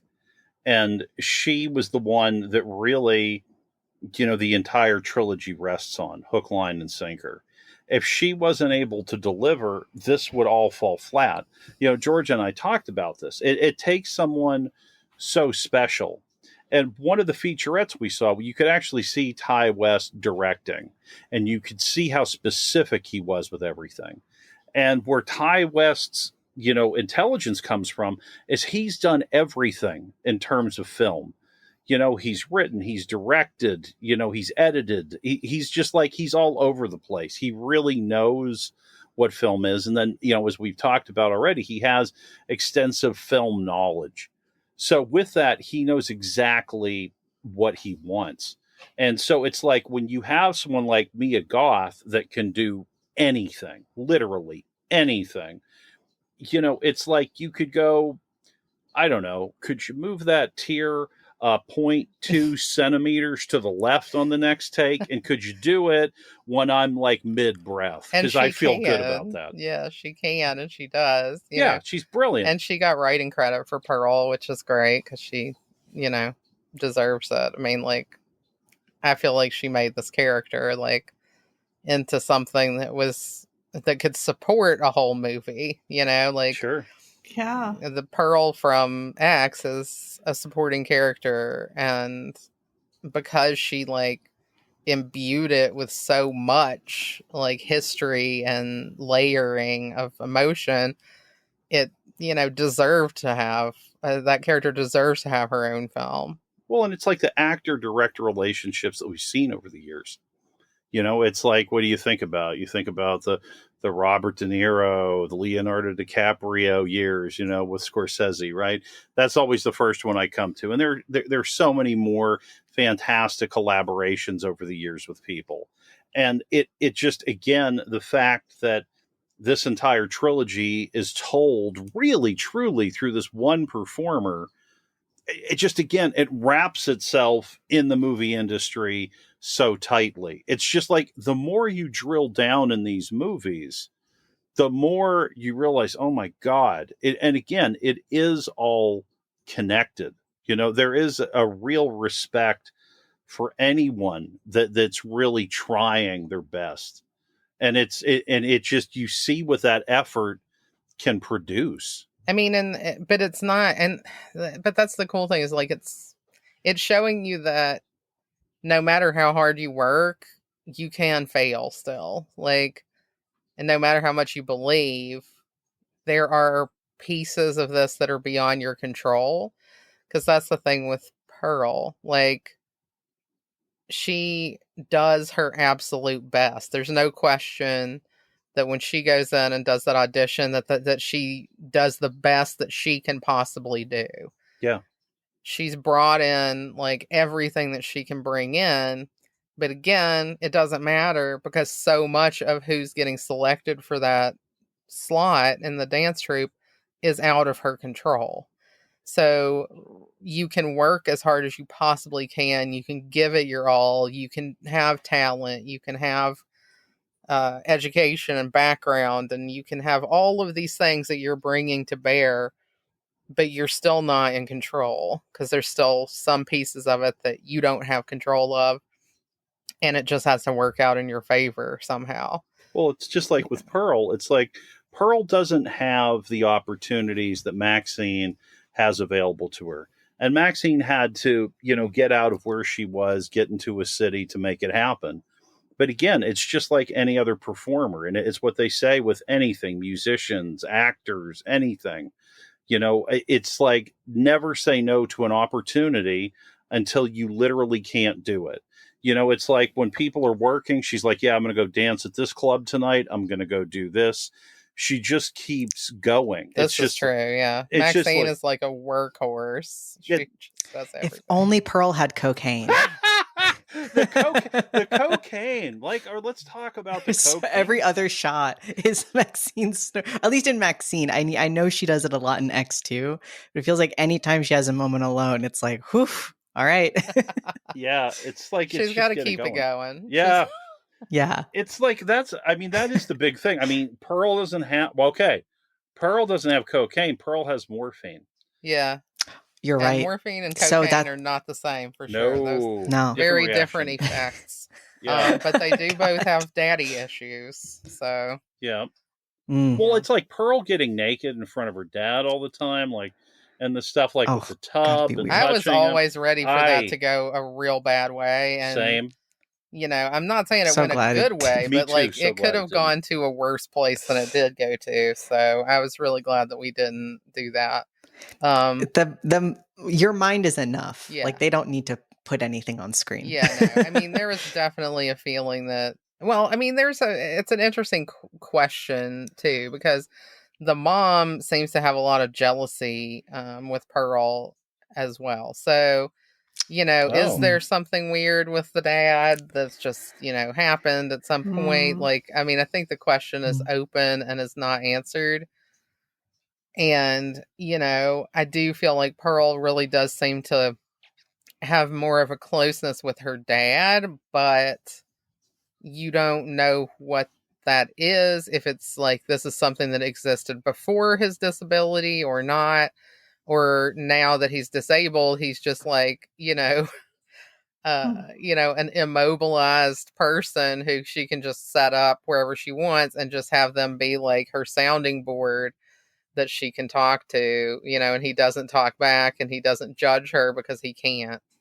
Like he's mostly a vegetable. I feel like that was the comedic thing. Is I feel like what is funny, not necessarily about somebody being in that situation, but actually, yeah, if like when we the audience are watching how wild what is happening on screen is happening, and you imagine you were there and like when they just cut to him and there's nothing he can do, and you know in his brain he's like, what the fuck is happening, and he can't say anything. That's funny. Like you can only laugh at that because you're just like the state of this man's brain.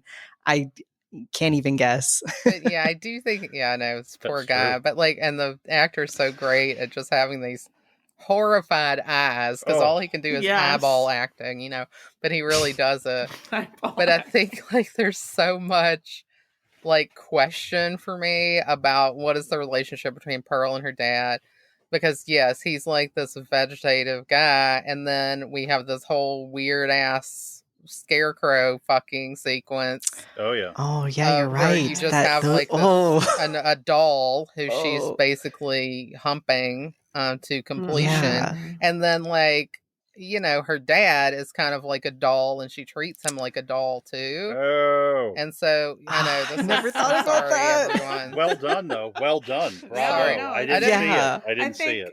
I didn't really want to open up the incest door, but, you know, it wasn't really me. I didn't put the door there.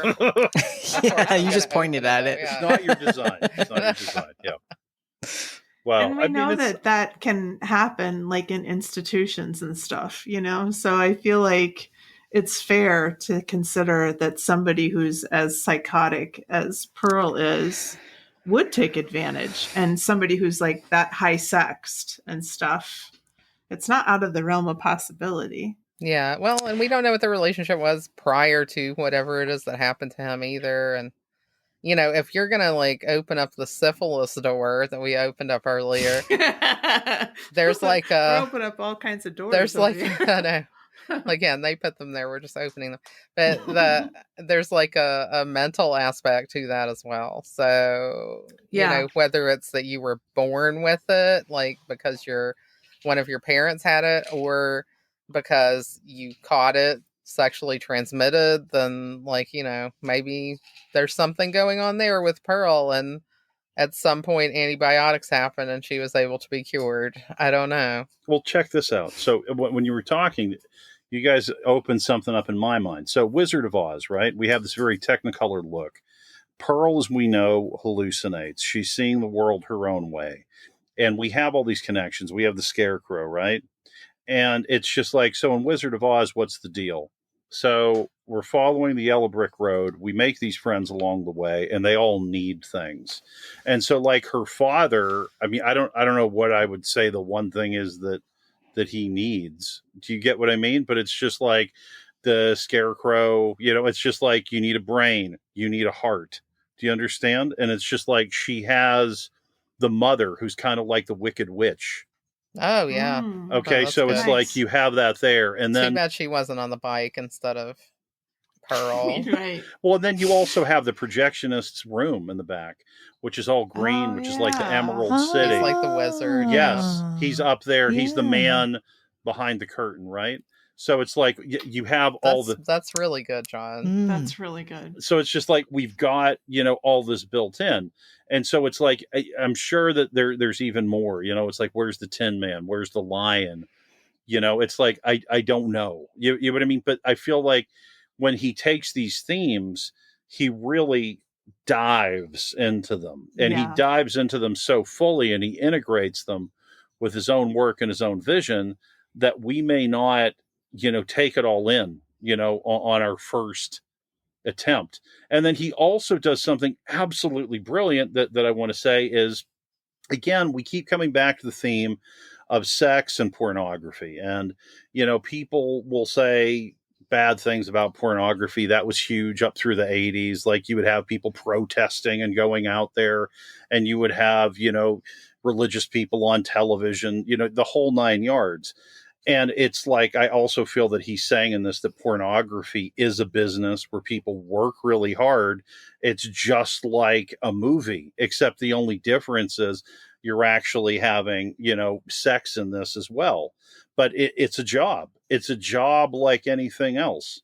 And so it's like, I also feel that he put that, theme in there, because unless you dive through that, you're enlightened enough to go, oh, this is a job where everybody works hard.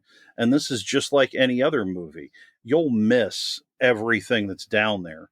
So it's like, I feel like the more you can open up your mind to drill down, the more treasure, you can unearth from these films. Yeah, I mean, in MAXXXINE, I think that is one of the big things that you notice, is that all these people who are working in this sex industry are hard working people. Yeah. Like, sex workers are workers. Yep. Like, they're working. The women have every job that they can take, even if it's going to these parties, they're getting probably either paid to go to the party, or there's like a business opportunity from them going to that party. That's also like very much the thing about being in LA. You can't go anywhere without it being about work. Yeah. It's like the hardest I've ever worked in my life is just living here and interacting with people, because everything is work. Well, when you have the people that are actually on the set, right, that MAXXXINE is working with, it's like these women are like, oh, I got to go to this party, right? It's like you have the actress on the set going to the party. You have the friend that she dances with, going to the party. So again, it's just like another work component. It's another work appointment. Yeah, they're just always doing a job. There's never anything that they're doing that's not either a job or like networking for another job. Well, and then the irony here is that we also find, I mean, this jumps to MAXXXINE, is religion they show as a business. This is show business. I absolutely adore that her father needs to get ready for the take when they have her all tied up. She's like, okay, you know what I mean? He like takes this moment before, and it's just like, okay. I mean, I really had to laugh, because it's like all of these people are like, they're performing. You know what I mean? They want to be on TV. They want to be the spectacle. Maybe someday they can be the head executioner. Bobby Cannavale's cop character, right? Oh my God. Yes. So good. And you love what I love about Bobby Cannavale is just like when he's talking about, all these things and all these dreams, and he's up by the Hollywood sign dying, and his hand is touching the Hollywood sign. Yeah. He's passing away. It's amazing, and that's awful. That's so beautiful. Well, I love it. It's all so integrated. The the agents, oh my God, Kevin Bacon getting crushed in the car. Oh, my how God. great What a was highlight. that? That's what agents are for, you know? John Carlo Esposito. I God. know. I lean over I was to not John. expecting I'm like, that's that the kind of scene. agent you need. I You mean, need to get absolutely. Like, it's just like, we need an agent that's going to take it there. yeah, he was just, I mean, again, it's just so amazing because people will talk a lot about, you know, as sets, you know, like on pornography, where it's like it's a family. But it's like in MAXXXINE, it actually shows you that like all their business dealings are like family as well. Because we have Giancarlo Esposito, who we think of as Gus Fring from Breaking Bad, brilliant actor, done so many other things. You know, That wig. Oh my God, the wig. It's like, that's what's great. It's like, you know, you have a lot of people out here with like toupees, plastic surgery. And so people might discount them, you know, for that very reason. But that's a very like they're foolish phony. thing. Yeah. And then it's like they're legit. And you're like, oh, wow. You know? Yeah. When he's like, tell me what's going on. And you realize that she did. Like, she did tell him everything that was happening. Yeah. Wow. And I'm thinking now that's like such a parallel between poor Pearl, like the time she comes clean, you know, now she has to go chop up, you know, her sister-in-law because that's what happens. But Maxine's agent is like, okay, I got you. Don't worry. I'll find the guy with the dogs. He'll take care of the evidence. A lot of animals eating body parts in all of these films. Theta. I love Theta. She's so the great. alligator's Theta name. Yes, I love Theta. that the alligator's named Theta, like Theta Bara. I think there was a Theta Bara movie that was playing at the cinema. So it's great that she named her alligator. Well, she was a sex symbol, right? Yes. Yeah, Theta she Bara was was like silent movies era, like femme fatale type character. And I think the term vamp came from her and from her work, if I'm not mistaken. Oh, that's interesting. Yeah, it's. I mean, again, everything's wrapped around. You know. Yeah. I mean, when you get to MAXXXINE, it's just like I don't even know whether to shit or go blind at this point because you know we've come through you know 2 amazing movies that took us places that we never knew, and I didn't expect that we would end up in a situation where, you know, the serial killer was Maxine's father. I didn't expect this weird cult. I sure as hell didn't expect Kevin Bacon with the teeth. Yes. I mean, we kept thinking like God. it was kind of like maybe a Walton Goggins role, but they had to get Kevin Bacon for it. I see that. Walton Goggins. Although, like, I mean, that's kind of us with everything. We're like, Walton Goggins would be really good in that. Like, everything. If it's a movie and it exists, we're like, Walton Goggins would be great in this. Yeah. But yeah, I could see like him doing this part, and Kevin Bacon really went for the sleaze. I mean, like, and there were so many great parts, like when she just punched the shit out of him in the car. Oh, and Mom was in the bathroom during that, and when she came back, I was like, "Oh my God!" It was maybe one of my favorite scenes because you're expecting something, but man, the fact that he's mid sentence and she just starts beating the shit out of him, and then the and song, like kicks like, his window. The song like kicks in, like Yes. right then, and the music in MAXXXINE was really great. I mean, we were like little kids in the '80s, and like so that I think like that was something that you really responded to a lot in MAXXXINE because John loves the '80s. He like has like really fond '80s memories, and MAXXXINE is such like an '80s throwback movie, and it is just so authentically done and really. I mean, this goes back to like the other movies too because. I mean, I could probably do a whole nother episode about like the production design because I'm like a huge lighting nerd and cinematography nerd. So the things that they did to make these movies look the way that they look like blows my mind, and the amount of effort that they put into it is awesome. And when we get to MAXXXINE, the 80s was such a time of like the slasher movie and like the whole even idea of like the serial killer coming into like culture.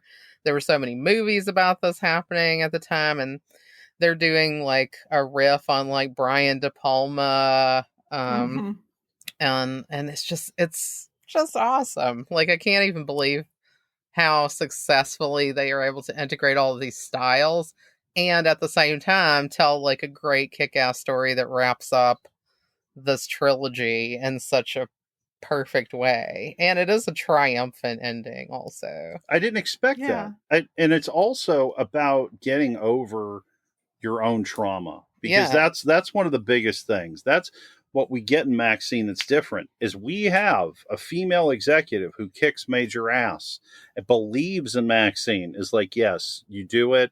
And she tells her, you've got to go take care of your shit. And, we're going to go to work, but you need to figure it out. And it's so real, because I feel that one of the biggest obstacles that people face is their own baggage, whatever it may be. And it's something that you need to resolve and move on and be in the present moment.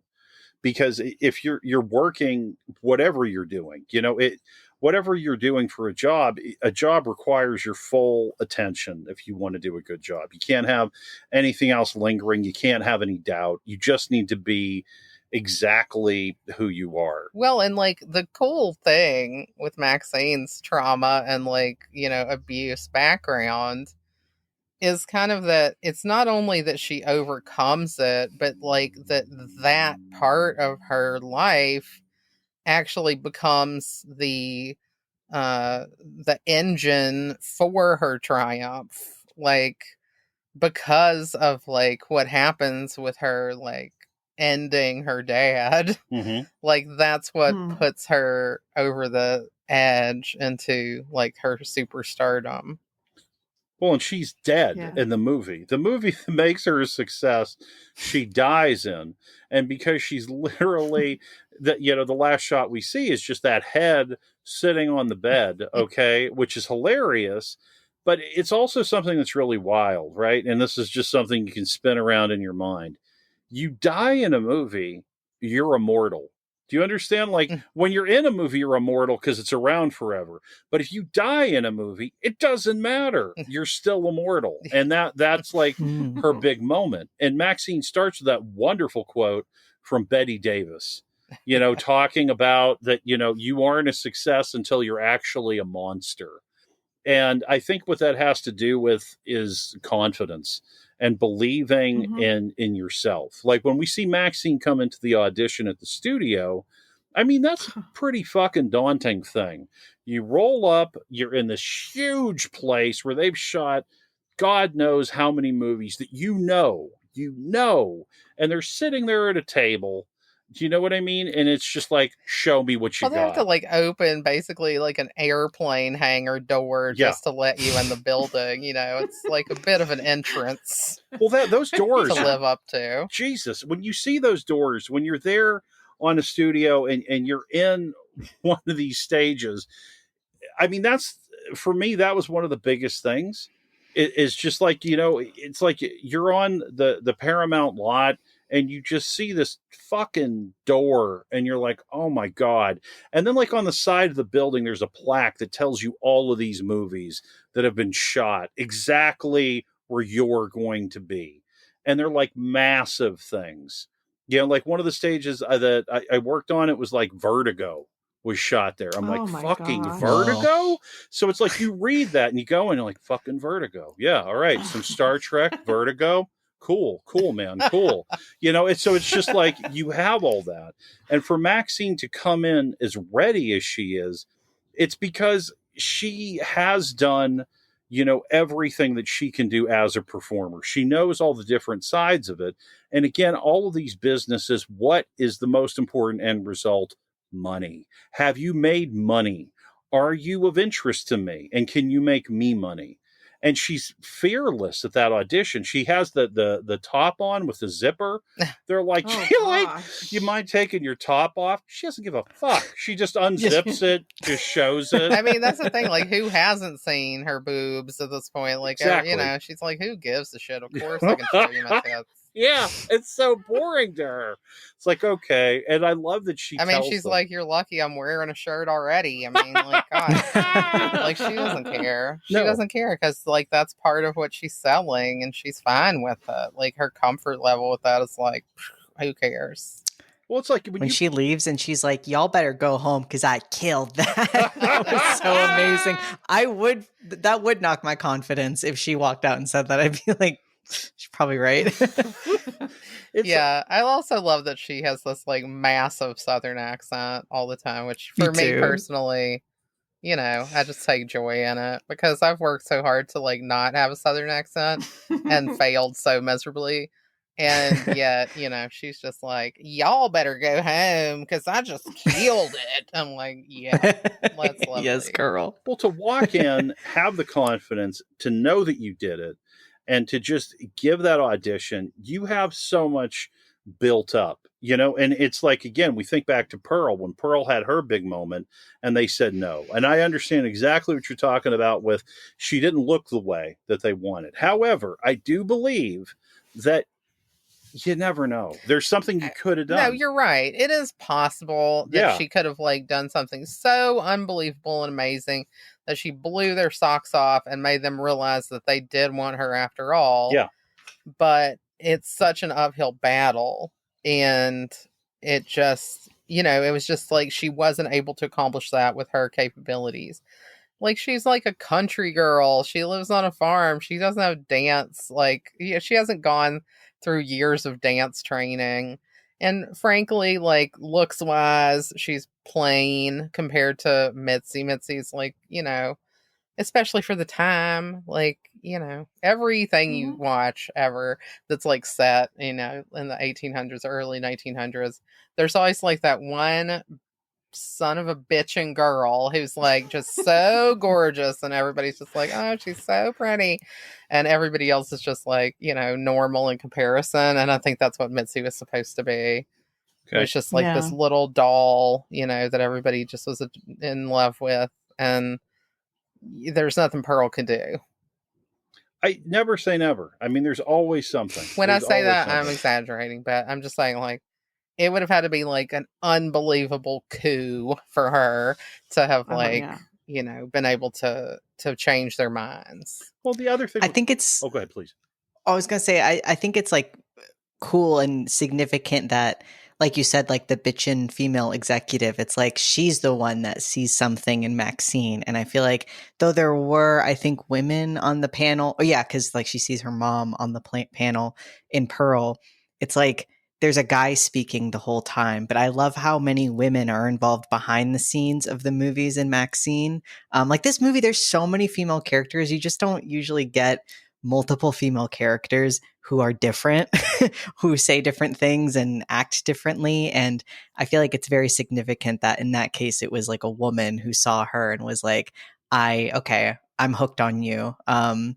And you know, then I love also the woman who's like doing the like mold on her face. Man. I wonder if that was inspired, because when you spoke about her feeling constricted, Mia Goth in X, I wonder if that scene was inspired by that feeling. Ooh. I think I'm sure it probably had something to do with that. I mean, you know, because we, you know, do so much with movies for the podcast, like we watch so many movies and I'm thinking about movies all the time. There's two things that just make me like go cold when it has to do with movies. One of them is when people have to do that kind of plastic work or whatever, where they have this over there, and a lot of times they just have like straws like sticking out of their nostrils and that's it, and you're in that for like hours. I would never be able to do that. I would lose my absolute claustrophobic mind over that, and I would just think I was suffocating the whole time. I would freak out. And then the other thing is, a similar note, when people have to do underwater shooting and they're like, you know, we went to I think for Rocket Man, we went to a Q&A with Taron Egerton. He was talking about that underwater sequence he did for that. And like, you know, he's so far underwater, like he hold his breath for so long. And, you know, you're just dying until somebody brings you your oxygen. I forget it. No way. No thanks. I couldn't do that. No. I would freak. Yeah. But I thought that was, that's a good callback with the plaster scene. And that was a really good scene. Because, you know, that's the funny thing. Like, Maxine, like, I can do anything. But then when that scene happens, like, she freaks out. Because she's out of control. I love that. She can't deal with not being in control. Maxine is a little control freak. I feel like she is like sometimes when people write like a badass female character, it just comes off as feeling stupid. I feel like when it feels like the intention is I want to get points and usually written by a man. And I feel like Maxine is so great as a character because she is very like the scene where she's like stepping on that guy's balls who tried to like knife her in the alleyway. I was like, holy shit. I know. Like, Jesus Christ. And she's punching the shit out of Kevin Bacon, but then also she's like a human and like, you know, very vulnerable and feels pain and whatnot. I feel like she's just like that is what a badass is really. It's not somebody who like doesn't feel anything. It's like they feel a lot and then they're like, okay, let me take care of business. Well, and it shows like her home life with her, again, like it's basically her platonic boyfriend, right? And, you know, she has a real relationship with him. She falls asleep on him. She feels comfortable with him. They get into a fight. And it's like, this is the home life of this person. And yeah, usually you have something where people are tone deaf. You know, it would have been like some fucking, 5-course sex scene that you're just like, what the fuck? You know what I mean? Like, but she actually has like a comfortable, intimate domesticity with this friend of hers. Yep.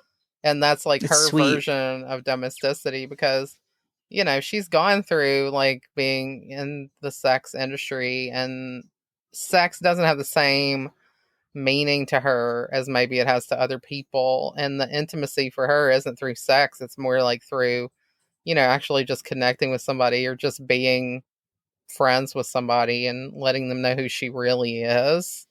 Like that's because she's never herself with other people.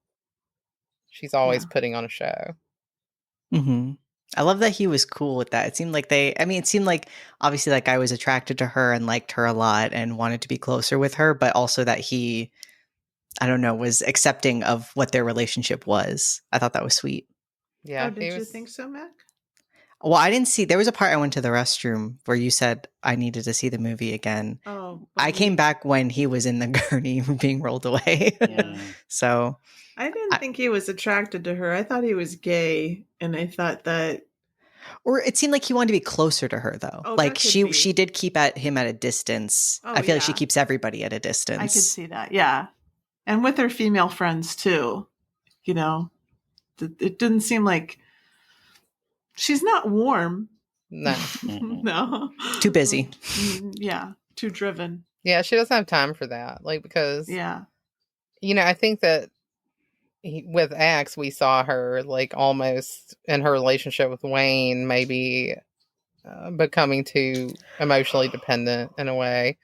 And that wasn't even close to being emotionally dependent. But for her, it's still got to stay away from that because, like, when we know her backstory with her dad, like we understand, like she cannot depend on anyone, like a family tie or a relationship tie for her is something that can only be seen as a negative, I think. Well, and you have this person that we see again that's like, she is a performer. She has been working really hard. And I feel like when you put yourself out there so much, you face a lot of rejection. You have some great experiences. You have some negative experiences. You get some armor. You know what I mean? There is a thickness that you get to your skin. She's hard. She's a hard person. Yeah. And it's just like we see that. And so it's when we do have like the more tender moments with her, it's like, oh, wow. Well, because also, like, 5 years has passed since X, I guess. I think it was supposed to be. Yeah. Yeah. So 79. It's supposed to be the mid-'80s at this point. And so, there's been some sort of things that have happened in these years since, she left that situation behind and escaped from it without ever having to really have closure on that, because that's kind of what's coming back to haunt her in this, and she needs to get it handled. And that's just what she had done before. She had run off from her, background with her dad being like this crazy, overly religious person, but also wanting to be famous too. But he was very creepy. I mean, oh yeah, that was one where you definitely felt like there was a molestation situation with him because he was disturbing. That could just be because we have such an association with that, with religious figures. It's his But he voice. watched her at the Peep Show, so I mean that's pretty disgusting. That's right. Oh, his voice was disgusting when we would just see like the footage of her and hear him talking. It was enough to make me just want to like barf in the aisle. I mean, why wouldn't it be? Like it isn't covered in the news that much, but the amount of creepy ass shit that is going on with evangelical ministers and their daughters is fucked right now, and I think that they're playing on that in the sum because it is like a real issue. Like some of these people's beliefs about the purpose of women are really messed up, because when they end up having daughters and like a woman is just seen as like a vessel to carry men's children. Like, I don't know, I just read a book like about this too, so it's like way too much in the forefront of my mind. But yeah, there's like such a gross element to how evangelical religion views women, and that's definitely something that's being addressed and played on as a theme. Well, it's another from X all the way through MAXXXINE, but particularly comes back in MAXXXINE to be a huge part of the plot. I mean, that's another reason why Ty West is genius, because he felt that horror movies were getting too soft. Yeah. He felt like, you used to have movies where it had these very uncomfortable things that you didn't want to deal with, and that they had just become too tame.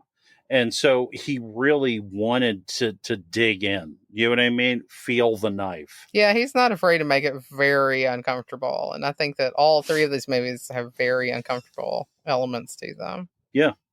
Yeah. And it's bringing horror back to the term fucking horror. Yeah. And fucking is definitely in there. Fucking horror. It's a lot of fucking and a lot of horror. Sex and horror. Violence. I mean, yeah, that's what always these things were. And in the 70s, like where X came up, there were a lot of films that were, basically thinly veiled, pornography, and they just put in a horror element. It's like, let's have these sex scenes and then let's kill them. Certainly up even into the 80s too. Absolutely. And slasher movies are all, have sex as an element. So, and that's whatever movie they're making in MAXXXINE, casting like a porn actress as your lead in your horror movie is just like an easy shortcut to making sure that there's a lot of sex in your horror movie. Well, I think we should wrap it up, y'all. Yeah. But this has been a really great conversation. I thought I kind of had these films together in my head, and then a lot of the things that were shared today, I've got some more thinking to do about all of them. So I really appreciate that. But do you guys want to plug your podcast one more time? Sure. So we're Comfort Films Podcast. We're on pretty much any platform where podcasts can be found. Most people listen on iTunes and Spotify. We also have an Instagram, a Comfort Films Podcast. We've been a little less active than we had been before, just because we have a lot of life stuff going on, but we do have a presence there. So you can check us out. We have a website, comfortfilmspodcast.com. Yes. I think I have to make sure John reminds me what it is. You got it. He runs all this stuff. And sometimes we put up essays and different things about the movies we cover there to address little extra things that just are still nagging in your brain after you finish the episode. So yeah, check us out on social media and anywhere you can find podcasts. Right now, our latest episode is Guns of Navarone with Martin from Film versus Film. And later this month, we'll be doing our second of our little war film duo, A Thin Red Line. So I'm looking forward to that because Terrence Malick is probably my favorite director, and we've never done one of his movies. So that'll be cool. And then we have some other things coming up the way we've been doing the show recently is that we have kind of a duo of films with a specific kind of like theme around them. August, we're going to do some kind of classic kids movies. So, Christina, you will not have to listen to our Wizard of Oz episode that's coming up. But that is going to be happening. And I think we're thinking about Willy Wonka and the Chocolate Factory or something to go with that. So we'll see where that goes. But yeah, check it out. Reach out to us on Instagram. We always love hearing about people's favorite movies. So anybody that wants to come be a guest with us, let us know. Yeah. Anything else? Be sure to follow, like, and subscribe on all platforms because we love you and we want you to love us. Oh, wow. Yeah, I don't know. That was a little kind of a pearl thing, John. Pearly. Revealing his pearlness. Yeah. We want to All be right, a you star. guys. I want to be a star. Much. Yeah. So a star.